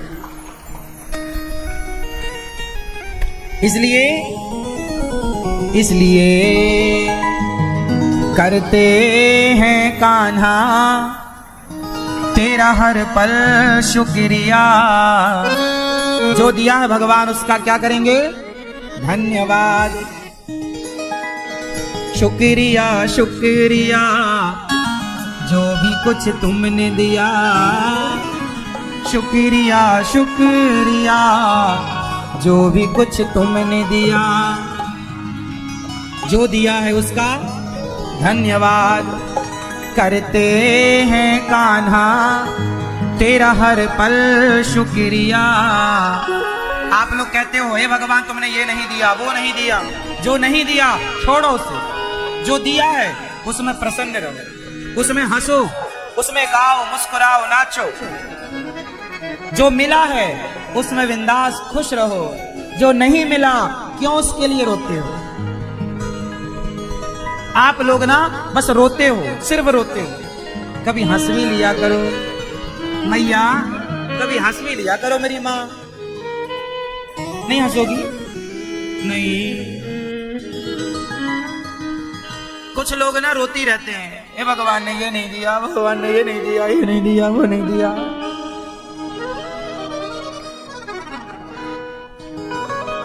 अच्छा ये बताओ जो दिया है वो कम है क्या?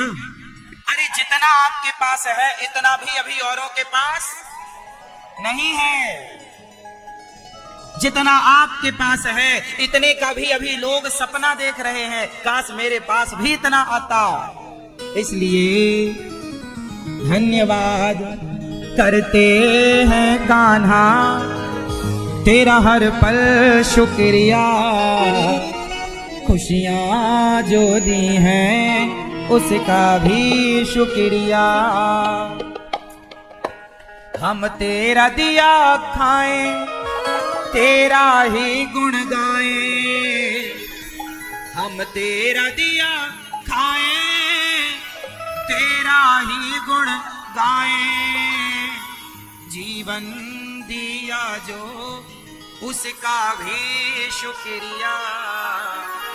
करते हैं कान्हा तेरा हर पल शुक्रिया।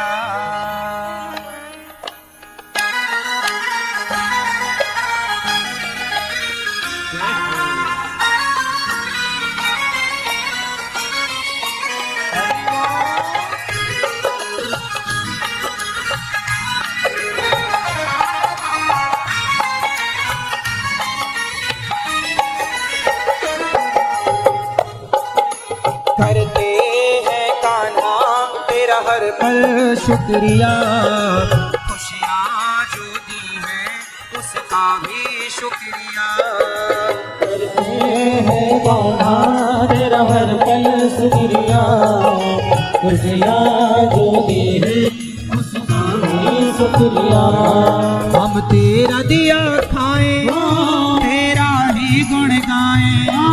हम तेरा दिया खाएं तेरा ही गुण गाएं। जीवन दिया जो उसका भी शुक्रिया। करते हैं कान्हा तेरा हर पल शुक्रिया। जीवन दिया जो उसका भी शुक्रिया। करते हैं कान्हा तेरा हर पल शुक्रिया।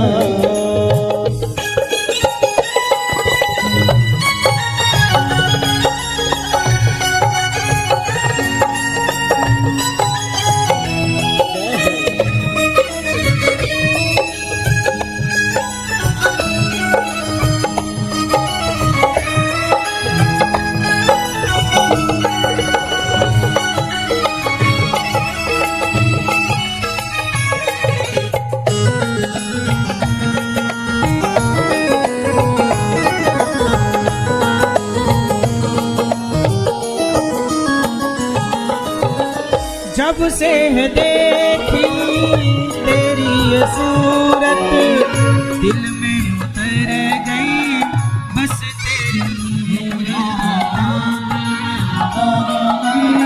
बस तेरे मूरत दिल में उतर गई।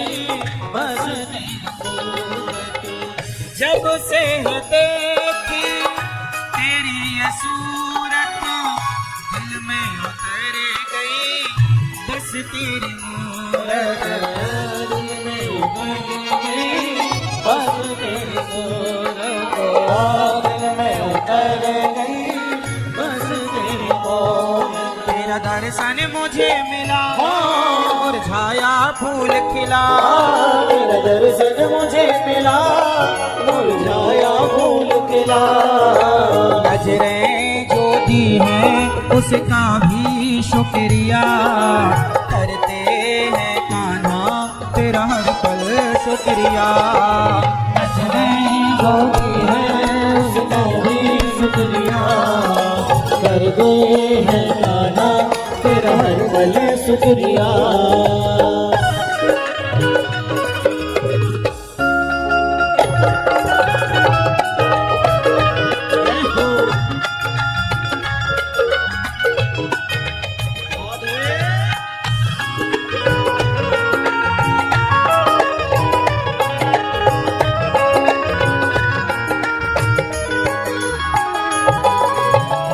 हर पल जुबां पे नाम हो तेरा तेरा गुणगान करना काम हो मेरा। तेरा गुणगान करना काम हो मेरा। तेरा गुणगान करना काम हो मेरा। हर पल जुबां पे नाम हो तेरा तेरा गुणगान करना काम हो मेरा।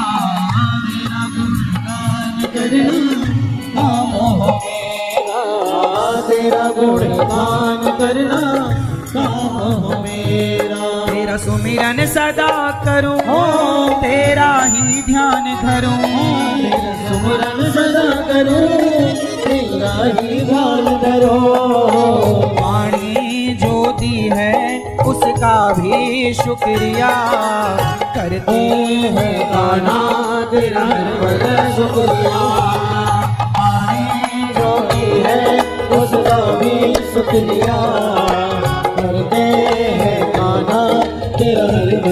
शुक्रिया।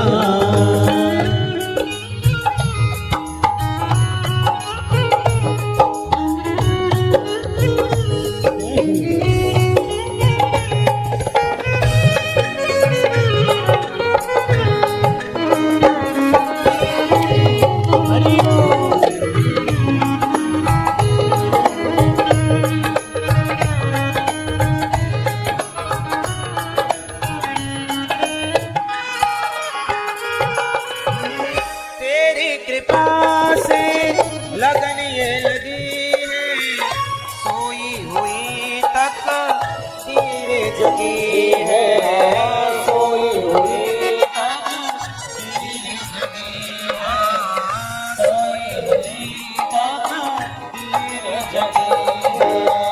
तेरी कृपा से लगन ये लगी है, सोई हुई तक धीरे जगी है, सोई हुई तक धीरे जगी है।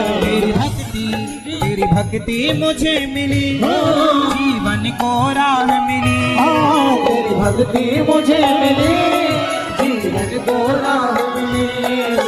भक्ति जो दी है उसका भी शुक्रिया करते हैं कान्हा तेरा हर शुक्रिया करते हैं तेरा हर शुक्रिया। जो दी है उसका भी शुक्रिया करते हैं कान्हा तेरा हर शुक्रिया। खुशियाँ जो दी है उसका भी शुक्रिया करते हैं कान्हा तेरा हर पल शुक्रिया। खुशियाँ जो दी है उसका भी शुक्रिया करते हैं कान्हा तेरा मन शुक्रिया। खुशियाँ जो दी है उसका भी शुक्रिया।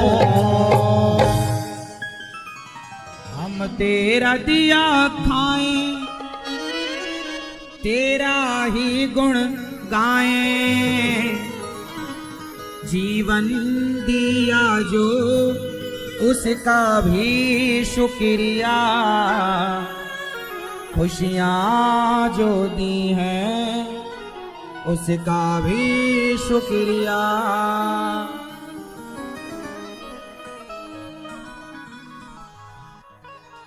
जीवन दिया जो उसका भी शुक्रिया।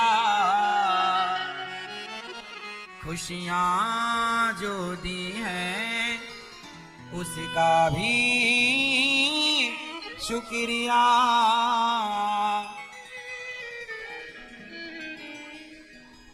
शुक्रिया शुक्रिया कन्हैया जो भी कुछ तुमने दिया। शुक्रिया शुक्रिया जो भी कुछ तुमने दिया। तेरे फूलों से भी प्यार, तेरे कांटों से भी प्यार। तू जो भी देना चाहे दे दे मेरे सरकार। तू जो भी देना चाहे दे दे मेरी सरकार। तेरे फूलों से भी प्यार, तेरे कांटों से भी प्यार। हमको दोनों है पसंद तेरी धूप और छाँव। दाता किसी भी दिशा में ले चल जिंदगी की नाव। वो चाहे हमें लगा दे पार या डूबा दे तू मझधार। तू जो भी देना चाहे दे दे मेरे सरकार। तू जो भी देना चाहे दे दे मेरे सरकार। तेरे फूलों से भी प्यार, तेरे कांटों से भी प्यार।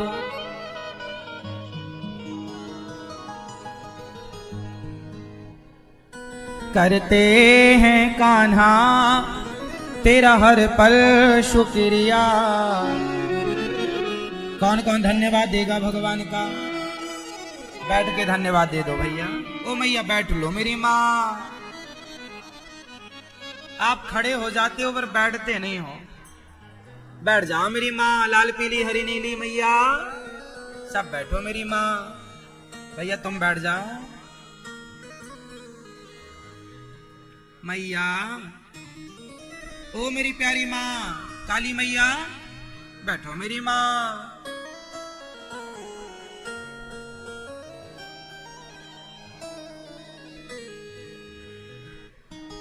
कपिल सुखदेव भगवान राजा परीक्षित जी को उपदेश करते हैं। भगवान शांति दूत बनकर जाते हैं और तब विदुर जी के यहां भगवान ने भोग लगाया है छिलकों का। जब भगवान गए अपनी लीला पूरी करके विदुर जी को याद किया। विदुर जी ने मैत्रेय जी से कहा प्रभु संसार क्यों बनाते हैं, सृष्टि क्यों रचते हैं। सुखाय कर्माणि करोति लोके लोको न तै सुखम वान्यद्वारवंबा विंदेत भूयस्तत एव दुःखम यदत्र युक्तम भगवान वदेनः। सारे लोग सुख का प्रयास करते हैं, दुख क्यों मिलता संसार में, दुख क्यों मिलता है। विदुर जी महाराज ने मैत्रेय जी से प्रश्न किया। मैत्रेय जी ने कहा कि भगवान नारायण जब ब्रह्मा को प्रकट करते हैं और ब्रह्मा जी ने सनकादियों को इत्यादि ऋषियों को प्रकट किया, शांति नहीं मिली, तब ब्रह्मा जी ने मनु और शत्रुपा को प्रकट किया। मनु और शत्रुपा की 5 संतानें हुई, 3 बेटियां और 2 बेटे। 12 भगवान ने पृथ्वी को स्थापित किया। बोलिए 12 भगवान की। पृथ्वी को स्थापित किया और दिव्य ज्ञान पाया।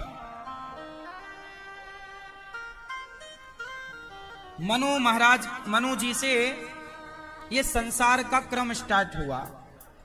मनु जी की जो 3 बेटियां हैं आकुति देवहूति प्रसूति। आकुति का विवाह रुचि प्रजापति से हुआ जिनके यहाँ यज्ञ भगवान हुए। देवहूति का विवाह माता देवहूति का विवाह कर्दम ऋषि से हुआ जिनके यहाँ साक्षात कपिल भगवान हुए।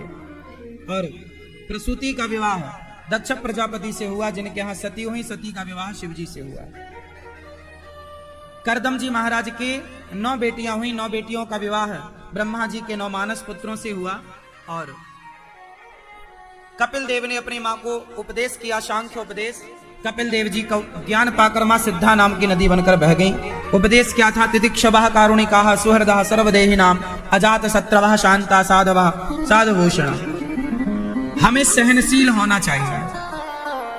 कपिल भगवान के दिव्य ज्ञान से मां दिव्य ज्ञान को पाकर परम धाम को चली गई। मनु जी की तीसरी बेटी हुई प्रसूति। प्रसूति की बेटी हुई सती। माता सती का विवाह भगवान शिव से हुआ। बोलिए शंकर भगवान की। शंकर जी का विवाह माता सती से हुआ। एक बार शंकर जी माता सती को लेके कथा सुनाने चले गए। एक बार त्रेता जुग माही शंभु गए कुंभज ऋषि पाही संग सती जग जननी भवानी पूजे ऋषि अखिलेश्वर जानी। मैया पीछे वाली मैया, अरे हल्ला ना करो मेरी माँ, शोर ना करो। मैया कहाँ चली हो? इधर चली मैं उधर चली, पता नहीं मैं किधर चली। दिन भर चली मेरी माँ, बैठ भी लो थोड़ी। तभी तो आपकी सास कहती है महाराज हमारी बहू सुनती नहीं है, ठीक नहीं सुनती। कहाँ सुन रही? हम कब से कह रहे सुनो कथा सुनो, कहाँ सुन रही है मैया? तभी तो बहू सास परेशान है। ये मैया चल पड़ी। मैया कहाँ चली मेरी माँ?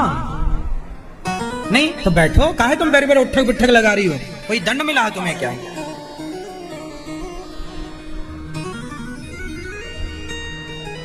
मैया अब आप खड़ी हो गई हो मेरी माँ, जा रही हो मेरी माँ, गुस्सा हो गई क्या? ठीक, राम राम टाटा।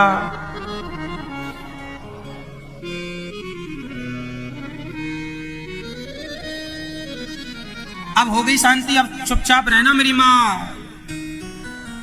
जाना आना हुआ करे तो जब भजन गाया करे तभी खिसक लिया करो चुपके से, कथा में ना जाया करो।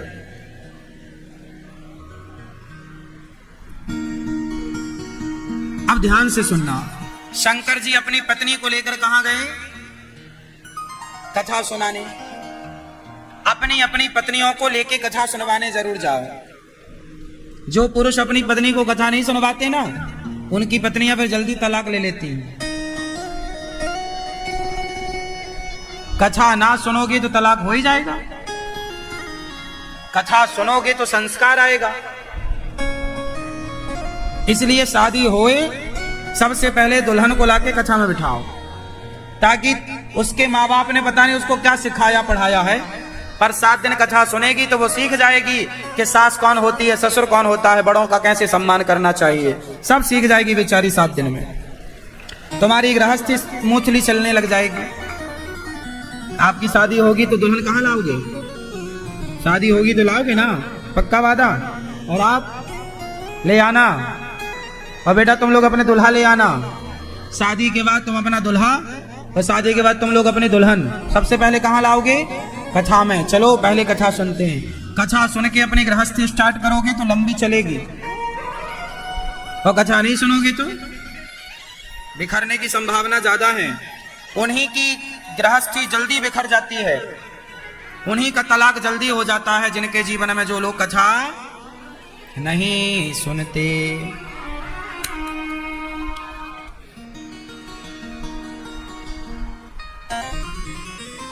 एक बार शंकर जी माता सती को लेकर के गए। शंकर जी को कथा अगस्त ऋषि ने सुनाई, सुना करके चरण में प्रणाम किया। भगवान राम सीता मां की खोज कर रहे थे। हे सीता कहां हो, हे सीता कहां हो। माता सती ने देखा शंकर जी प्रणाम कर रहे हैं, हे राम आपकी जय हो। माता सती ने कहा यह पाप किसको प्रणाम कर रहे हैं? शंकर जी ने कहा यही तो भगवान है जिनकी अभी अभी आप कथा सुनकर आई हो। माता सती बोली यदि ये भगवान होते तो इन्हें पता होता ना कि मेरी पत्नी कौन लेकर गया है। इन्हें नहीं पता, इसका मतलब ये भगवान नहीं है। अच्छा, माता सती को संदेह हो गया। अच्छा, आप लोगों से मैं सवाल कर लूं, माता सती को जो राम पर संदेह हुआ वो संदेह सही था कि गलत था? माता सती को राम पर संदेह हुआ कि ये भगवान होते तो अपनी पत्नी का पता ना लगा लेते, ये ढूंढते क्यों, पशु पक्षियों से पूछते क्यों? अब बताओ, माता सती ने राम पर जो संदेह किया वो संदेह करना सही था या गलत था? उत्तर दो। सही था? आप बताओ, उत्तर सही था या गलत था? हाँ, सही गलत? आप बता मैया। गलत। सही था? आप बताओ पीली मैया। सही था? अच्छा, भगवान पर संदेह शंकर जी को तो नहीं हुआ। शंकर जी भी तो साथी में थे ना। शंकर जी तो समझा रहे हैं कि ये भगवान है, मान लो, पर माता सती को संदेह हो गया। शंकर जी को संदेह नहीं हुआ और माता सती को संदेह हो गया। किस पर? भगवान पर। अब ये बताओ कि भगवान पर संदेह होना सही था या गलत था? सही था। अब मुझे ये समझाओ कि क्या ईश्वर संदेह का विषय है या श्रद्धा का विषय है? ईश्वर को श्रद्धा से जाना जा सकता है या संदेह से? हाँ, किससे? और माता सती क्या लेकर बैठ गई? संदेह। और शंकर जी क्या लेकर बैठे हैं? श्रद्धा। शंकर जी श्रद्धा लेकर बैठे, इसलिए शंकर जी की पूजा होती है। माता सती को संदेह हो गया तो माता सती अपने पिता के यज्ञ में जल करके भस्म हो गई। संदेह यदि शिव की पत्नी को भी हो जाए भगवान पर तो उनकी भी खैर नहीं है। इसलिए माता सती का संदेह होना यह तो एक लीला थी, यह तो एक लीला थी। माता सती को संदेह इसलिए हो गया कि आने वाले समय में औरों को संदेह ना हो। क्या संदेह? भाई आप लोगों को संदेह हो जाता कि राम कैसे भगवान है जो अपनी पत्नी का पता ना लगा पाए। इसलिए माता सती को संदेह हो गया इसके माध्यम से क्या हुआ, औरों का संदेह खत्म हो गया। औरों का संदेह।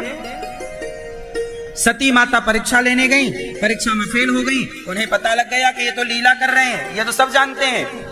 आखिर राम ने माता सती को पहचान लिया कि नहीं, वो सीता बनकर गई। सती को जब संदेह हुआ तो राम की परीक्षा लेने गई और परीक्षा में माता सती फेल होकर के आ गई। क्या बनकर गई थी? सीता। फेल होकर के आ गई। राम ने पहचान लिया, माता जी जंगल में अकेली घूम रही हो, भोलेनाथ जी कहाँ हैं? पहचान लिया राम ने। माता सती का संदेह समाज के लिए है, वो सती का संदेह समाज में उनका संदेह है जो राम पर संदेह तो रखते हैं, श्रद्धा नहीं रखते। जहां श्रद्धा होगी वहां संदेह नहीं होगा, जहां संदेह होगा वहां श्रद्धा नहीं होगी। माता सती परीक्षा लेने आई, फेल हो गई। शंकर जी ने कहा हो गई परीक्षा। माता सती ने झूठ बोल दिया कि कछु ना परीक्षा लेने गोसाई, प्रभु हमने कोई परीक्षा नहीं ली, जबकि ली थी, और शंकर जी से झूठ बोल दिया। शंकर जी ने परित्याग कर दिया माता सती का। जो भगवान पर संदेह रखता है उसे कैसे स्वीकार किया जाए, और उसे शंकर जी कैसे स्वीकार कर सकते हैं? शंकर जी ने माता सती का परित्याग कर दिया। वही सती एक बार दक्ष के यज्ञ में गई और जल करके भस्म हो गई, योग अग्नि में। अच्छा, जिस यज्ञ में सती गई उस यज्ञ में शिव क्यों नहीं गए? क्योंकि शिव को दक्ष प्रजापति ने बुलाया ही नहीं था। क्यों नहीं बुलाया था? ना बुलाने का भी एक कारण था। एक बार दक्ष ने एक सभा रखी थी, उस सभा में सबको बुलाया, शंकर जी को भी बुलाया। शंकर जी गए, जब दक्ष आए तो सबने खड़े होकर दक्ष का स्वागत किया, पर शंकर जी खड़े नहीं हुए। तो दक्ष को लगा कि इसने मेरा अपमान कर दिया, देखो मैं आया और ये खड़ा नहीं होता। जो अभिमानी व्यक्ति होता है ना, अभिमानी व्यक्ति जो होता है वो जल्दी से अपना सम्मान चाहता है। यदि सम्मान में जरा लेट लपेट हुआ तो वो चलता बनेगा। अभिमान ही आपको परेशान करता है। दक्ष प्रजापति इतने अभिमानी थे कि उन्होंने जब शंकर जी खड़े नहीं हुए तो भरी सभा में शंकर जी को गालियां देना स्टार्ट कर दिया दक्ष ने। इसे क्यों बुला लिया? इसे तो उठने बैठने का ज्ञान नहीं है। भरी सभा में अपमान शिव का शुरू किया, और शिव का अपमान भला कैसे स्वीकार हो सकता था? जब शिव का अपमान हुआ तो शिव गणों ने श्राप दे दिया, हे दक्ष हमारे भोलेनाथ कुछ नहीं बोल रहे हैं, इसका मतलब तुम कुछ भी अनाप शनाप बोलोगे, जाओ हम तुम्हें श्राप देते हैं, तुम्हारा सिर बकरे का हो जाए। तो मैं कर रहे हो, जब से आए हो बकरे को हो जाओ। अच्छा ये बताओ, जब दक्ष इतना अपमान कर रहा था शिव जी का, यदि शिव जी एक बार क्रोध की अग्नि, क्रोध की दृष्टि से दक्ष को देख लेते ना तो दक्ष जलकर भस्म हो सकता था, पर शिव ने नहीं देखा। क्यों नहीं देखा? क्योंकि कर्पूर गौरम करुणावतारम संसार सारम भुजगेन्द्रहारम सदा वसंतम हृदयारविंदे भवम भवानी सहितम नमामि। कर्पूर गौरम करुणावतारम, शंकर जी के अंदर करुणा भरी है, ये करुणा के अवतार हैं, करुणावतार है। शंकर जी जल्दी से प्रतिक्रिया देते नहीं। अच्छा यहां मैं आपसे एक प्रश्न पूछ लूं कि शंकर जी के ससुर ने गालियां दी और शंकर जी ने बदले में उन्हें कोई उत्तर नहीं दिया। आपको कोई गालियां दे तो आप क्या करते हैं और आपको क्या करना चाहिए? गाली जब कोई दे उस समय आपको क्या करना चाहिए? क्यों दादाजी, जब आपको कोई गालियां दे उस समय आपको क्या करना चाहिए? मारना चाहिए उसको? फिर क्या करें? क्यों भाई आप बताओ? चुप रहना चाहिए। क्यों भैया क्या करें? कोई आपको गालियां दे तो आप क्या करें? भैया क्या करें? जब आपकी सास आपको गालियां देती है तो आप क्या करती हो? सही बताना। नहीं, जब थी तब तो कभी बोला होगा। हा? आप सास हो इनकी? नहीं, आप नहीं हो। ये तो कह रही है हमारी सास चली गई।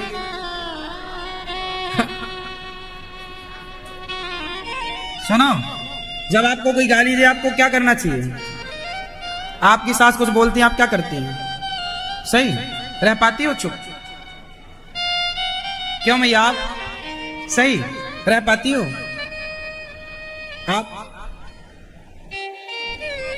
आप रह पाती हो मैया? नहीं, आप बोल देती हो, ए बुढ़िया चुप ही रहना, ऐसा नहीं। मैया आपकी सास ने कभी आपको डांटा, फटकारा? नहीं, आप ही डांट देती थी। नहीं, कभी तो रही होगी कि बिना सास के तुम्हारा पति आ गया। हा?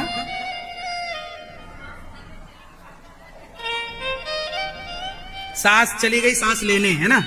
हाँ। जब आपको कोई गाली दे उस समय आपको क्या करना चाहिए? सबसे पहले आपको अपने आप को कंट्रोल करना चाहिए। क्या करना चाहिए? कंट्रोल। जब भगवान कृष्ण को शिशुपाल गालियां देता था, कितनी गालियां रोज देता था? कितनी? 100। उस समय भगवान क्या करते थे? भगवान कृष्ण शिशुपाल की एक भी गाली का प्रत्युत्तर नहीं देते थे, चुप रहते थे। सबसे बड़ा समाधान है, देखो गालियां कोई देगा क्यों? पहला तो ये सवाल समझो, ये बताओ कि कोई आपको गालियां क्यों देता है?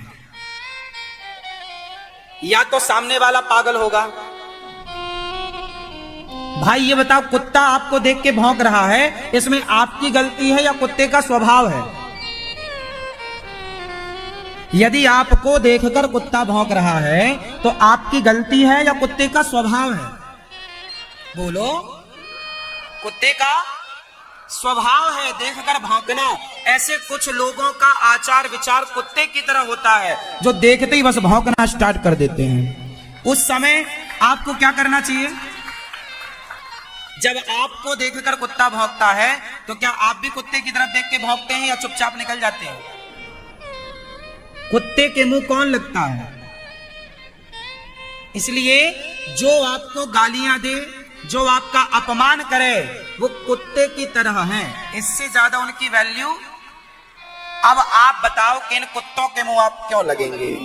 और यदि आप लगते हैं तो फिर 2 कुत्ता हो गए, एक कुत्ता वो और एक आप।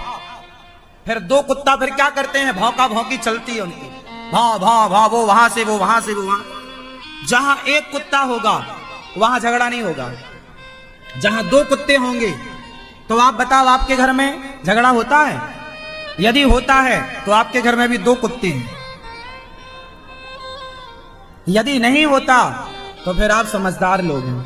घर में कुत्ते ना होना चाहिए, घर में समझदार लोग होने चाहिए। जहां समझदार लोग हैं वहां झगड़े ही नहीं है। झगड़ा वहां है जहां कुत्तों की संख्या 1 से अधिक है।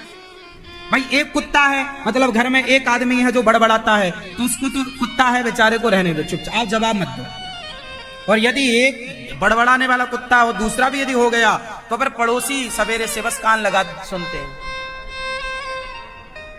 हाँ? कुत्ती का अब कुछ आप भी देख लो अपने हिसाब से, सब हम ही बता दें।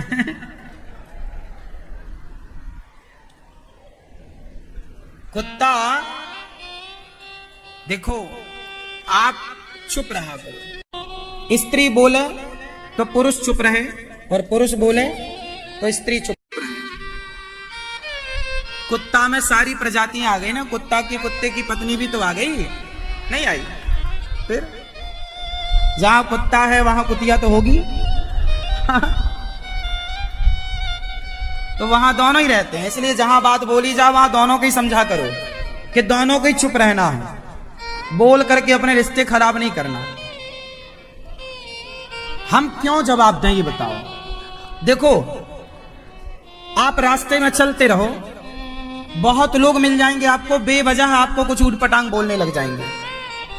कुछ लोग बेवजह ऊटपटांग बोलते हैं। ये बताओ आप किस किस के मुंह लगोगे और होगा क्या इससे। इसलिए सबसे बड़ी समझदारी है बोलना, समझदारी है कि चुप रहना। इसलिए आप सबसे मेरी प्रार्थना है, अपनी अपनी समझदारी का परिचय दें। वहां मत बोलें जहां बोलने की जरूरत नहीं, और वहां जरूर बोलें जहां बोलने की जरूरत है। जहां बोलने की जरूरत है, जहां बोलने की जरूरत है वहां जरूर बोलिए, जहां बोलने की जरूरत नहीं मत बोलिए। देखो, गाली देने वाला जो होता है ना, वो गाली देता है। यदि आपने मुझे गाली दी और मैंने भी आपको गाली दी, तो फिर आप में और मुझे में अंतर क्या रहेगा? क्या अंतर है बताओ? कोई अंतर बचा? इसलिए आप अपने को उनकी तरह मत बनाओ, आप अपने को कम मत करो, ज्यादा करो। ज्यादा क्या होगा? कोई आपको कितना भी गुस्सा दिल, देखो जब गालियां लोग देते हैं इसका मतलब यह है कि वो आपको गुस्सा दिलाना चाहते हैं। वो आपको, और आप उनके गुस्सा दिलाने पर गुस्से में आकर के बड़बड़ाने लग जाते हैं, उल्टा सीधा काम कर लेते हैं, और जो नहीं करना चाहिए वो कर लेते हैं, जो नहीं बोलना चाहिए वो बोल देते हैं। लोग फिर वही बातें लेके बैठ जाते हैं कि आपने हमें ऐसा बोला था, जबकि वो बोली गई थी बात गुस्से में। ये दुनिया आपको उकसाती है और आप दुनिया के उकसाने पर उकस जाते हैं। कुछ भी आप बयानबाजी कर देते हैं उल्टा सीधा। विवेकवान बनो, कुछ भी मत बोलो। बोलो यदि पहले तुम तौलो, फिर मुख को खोला करना।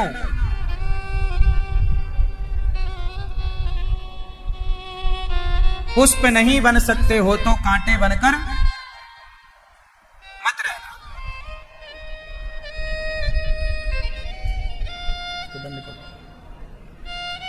पुष्प नहीं बन सकते हो तो कांटे बनकर मत करना चाहिए। बिना विचारे जो करें सो पाछे पछताएं, और काम बिगाड़े आपनो जग में हो तो हंसाएं।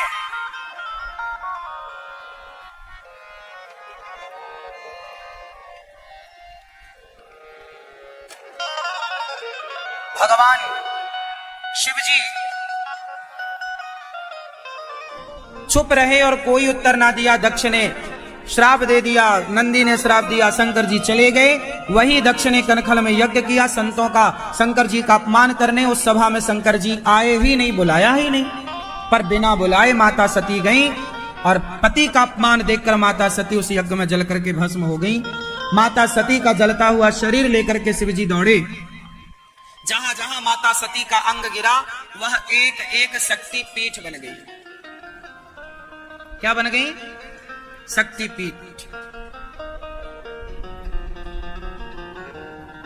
एक एक शक्ति पीठ बन गई। 52 शक्ति पीठ हो गई। कितने शक्ति पीठ हैं? 52।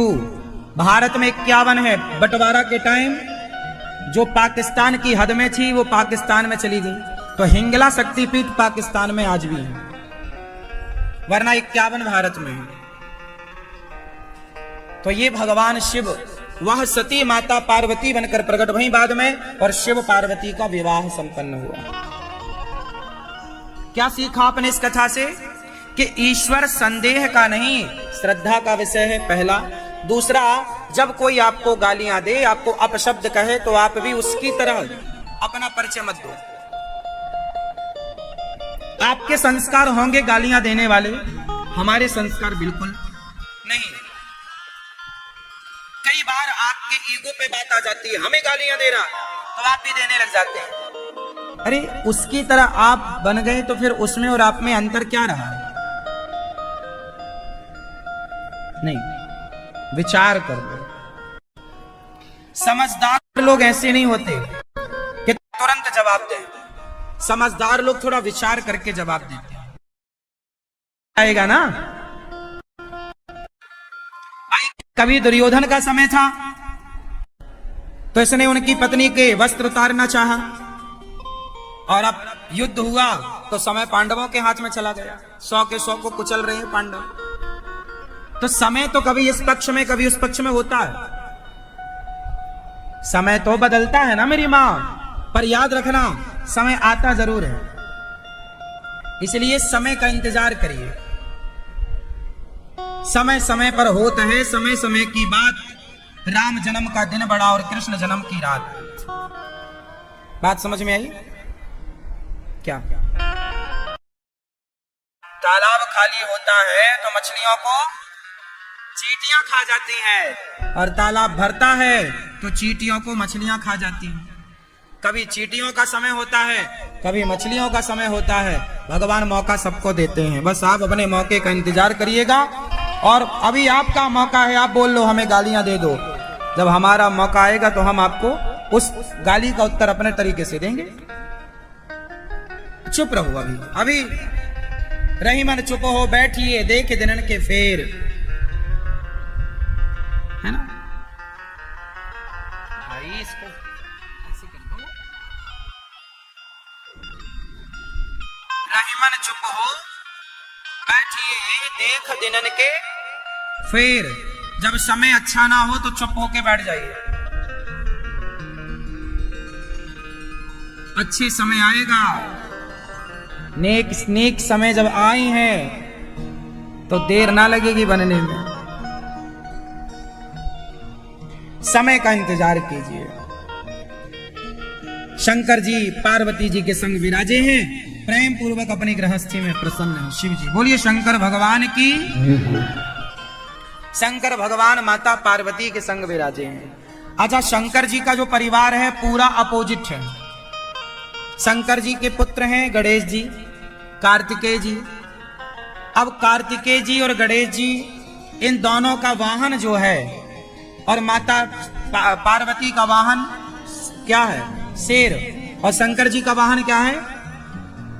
शंकर जी का वाहन क्या है? नहीं पता? ये बताओ, पता था या नहीं? नहीं पता था ना? शंकर जी का वाहन है बेटा, आज लोग कहते हैं बैल, नंदी। नंदी नहीं है, शंकर जी का वाहन है धर्म। नंदी जो है वो धर्म का प्रतीक है।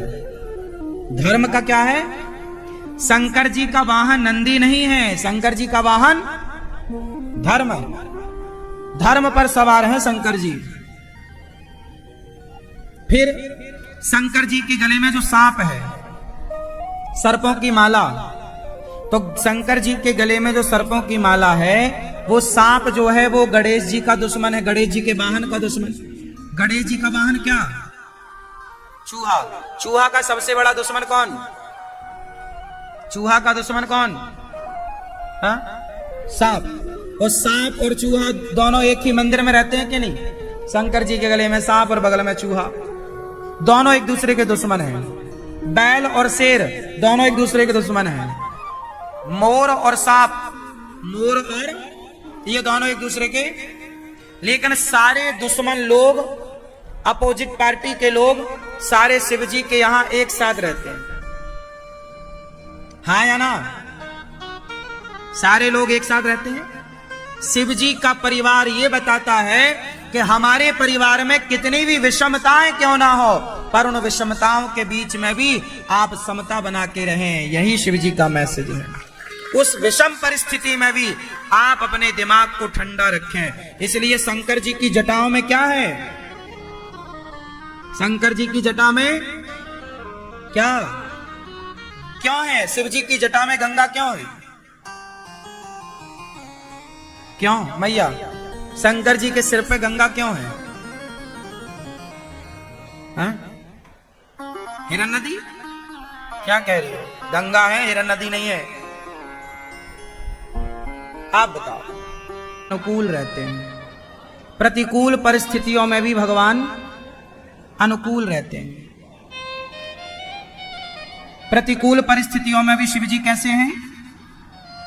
और शिव जी का परिवार यह मैसेज देता है कि परिस्थितियां कैसी भी क्यों ना हो, हमें हर समय अनुकूल रहना चाहिए। और ऐसा परिवार भगवान शिव का, एक दूसरे के सब दुश्मन हैं पर प्रेम से रहते हैं, शिव जी के भजन से सब सात्विक वातावरण है। ऐसे शिव परिवार को बारंबार नमन करते हैं। बोलिए शंकर भगवान की जय। जय जय श्री राधे। इसके बाद मनु जी महाराज के 3 बेटियों की चर्चा पूरी हुई। मनु जी के 2 बेटे हुए, प्रियव्रत और उत्तानपाद। उत्तानपाद की 2 पत्नियां हैं, सुनीति और सुरुचि। उत्तानपाद की पत्नियां 2 सुनीति और सुरुचि। सुरुचि का बेटा है उत्तम और सुनीति के बेटा है ध्रुव। जो ध्रुव है ना, वो छोटी सी आयु में भी भगवान के बहुत बड़े भक्त हैं।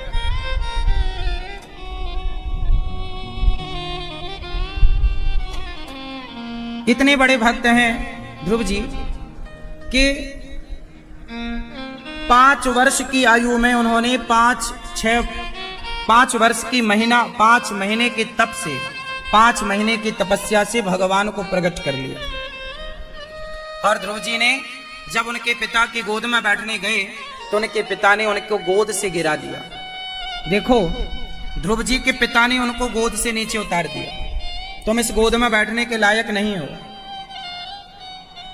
जब आपका समय अनुकूल ना हो, समय खराब हो ना, तो अपने दुत्कार देते हैं, और समय अच्छा हो तो फिर आपके वो सारे लोग जो आपको कभी दुत्कारते थे वो आपकी जय जयकार करने लग जाते हैं।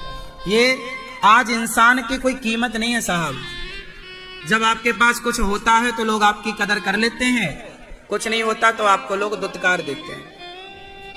परिवार में भी, समाज में भी उन्हीं का सम्मान है जिनके पास कुछ है, कुछ नहीं है तो कोई सम्मान नहीं। इसलिए आपको एक बात कहें, कुछ अपना कीजिए, आप पिता के भरोसे मत रहिए। हम कथा में कई बार ये बात समझाते हैं कि पिता के टुकड़ों पर भी नहीं पलना चाहिए। ध्रुव जी अपने पिता की गोद में बैठने गए तो थे, उतार कर नीचे खड़ा तो कर दिया। सुरुचि माँ ने कि जाओ तप करो। रोते रोते आए, माँ ने समझाया, तपसाराध्य पुरुषम तस्यैवानुग्रहेण में गर्भे त्वं साधयात्मानं यदीच्छसि नृपासनम। जाओ तप करो। ध्रुव जी महाराज तपस्या करने के लिए चल पड़े। नारद जी मिल गए, ओम नमो भगवते वासुदेवाय का मंत्र दे दिया। अच्छा, जो ध्रुव जी है ना, ये अपने पिता का अपमान देखकर मां के समझाने पर तपस्या करने गए तो नारद जी जैसे गुरु मिल गए, मंत्र दिया और अपनी तपस्या जारी रखी। 5 माह तक घोर तप किया ध्रुव जी ने। 3 दिन में 1 बार खाते, 1 माह तक ऐसा चला। दूसरा माह लगा तो 6 दिन में 1 बार खाते, फिर तीसरा माह लगा 9 दिन में 1 बार खाते। खाने पर बड़ा कंट्रोल और ज्यादा से ज्यादा तप भगवान का। कल एकादशी है। कल क्या है? एकादशी। और कौन सी एकादशी है? भीमसेनी एकादशी, जिसे निर्जला एकादशी भी कहते हैं। आप साल भर कोई एकादशी ना कर पाए तो कल वाली एकादशी कर लो, मतलब भीमसेनी एकादशी कर लेने से साल भर की एकादशी करने का फल प्राप्त हो जाता है। भीम भैया एकादशी नहीं करते थे तो भीम भैया ने कहा, क्या हम एकादशी नहीं करते तो क्या हम एकादशी का फल नहीं मिलेगा? भगवान ने कहा, कैसे मिलेगा, आप तो करते ही नहीं, करिए, किया करो। बोले कैसे करें, हमें भूख ज्यादा लगती है। तब भगवान ने कहा, कोई बात नहीं, आपको भूख ज्यादा लगती है तो आप ये निर्जला एकादशी कर लो। ये जो जेठ माह के शुक्ल पक्ष की एकादशी है, ज्येष्ठ मास के शुक्ल पक्ष की जो एकादशी है, यह एकादशी कर लेने से आपको संपूर्ण एकादशी करने का फल प्राप्त हो जाता है। आप भी कल एकादशी रहिएगा। एकादशी कैसे शुरू करते हैं? सवेरे भगवान का पूजन करके, भगवान का दर्शन करके, भगवान का चरणामृत चरणोदक लेकर के आप एकादशी स्टार्ट कीजिए। चरणामृत लेकर के एकादशी स्टार्ट कीजिएगा। और दिन भर हो सके तो आप निर्जला करिए, वरना जल ले सकते हैं। फल कुछ ना खाएं, कुछ ना लें, वो बहुत अच्छा है, नाम ही निर्जला है। पर यदि आप रेगुलर करते हैं, जो कभी नहीं करते कल ही करेंगे, वो तो निर्जला रहे। पर जो रेगुलर करते हैं वो निर्जला रह सकें तो रहें, वरना आप जल ले सकते हैं। आप तो रेगुलर करते हैं, इसलिए जल चाहे तो ले लें, वरना आपकी इच्छा। एकादशी में किया गया पुण्य कई गुना बढ़कर मिलता है। एकादशी क्यों आती है?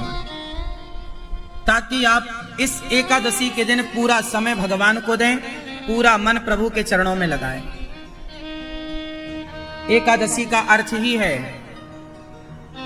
कि ज्यादा से ज्यादा एकादश इंद्रियों से, मतलब 10 इंद्रियां, 5 ज्ञान इंद्रिय, 5 कर्मेंद्रिय, एक मन सहित एकादश इंद्रियों से पूर्ण रूप से मनसा वाचा कर्मणा भगवान की सेवा में लीन होना ही एकादशी है। एकादशी के दिन क्या करें? ज्यादा से ज्यादा कीर्तन करो, ज्यादा से ज्यादा भगवान का ध्यान, भगवान की कथा सुनो। एकादशी के दिन पुण्य कार्य करना चाहिए। ध्रुव जी महाराज जब घर से चले, तपस्या करी, और तपस्या से जब भगवान प्रसन्न हुए तो भगवान ने ध्रुव जी को कहा, पुत्र कुछ वरदान मांग लो। ध्रुव जी ने कहा, प्रभु माँ ने कहा कुछ मांगने का नहीं कहा, बस आपका दर्शन हो गया, आप क्या चाहिए?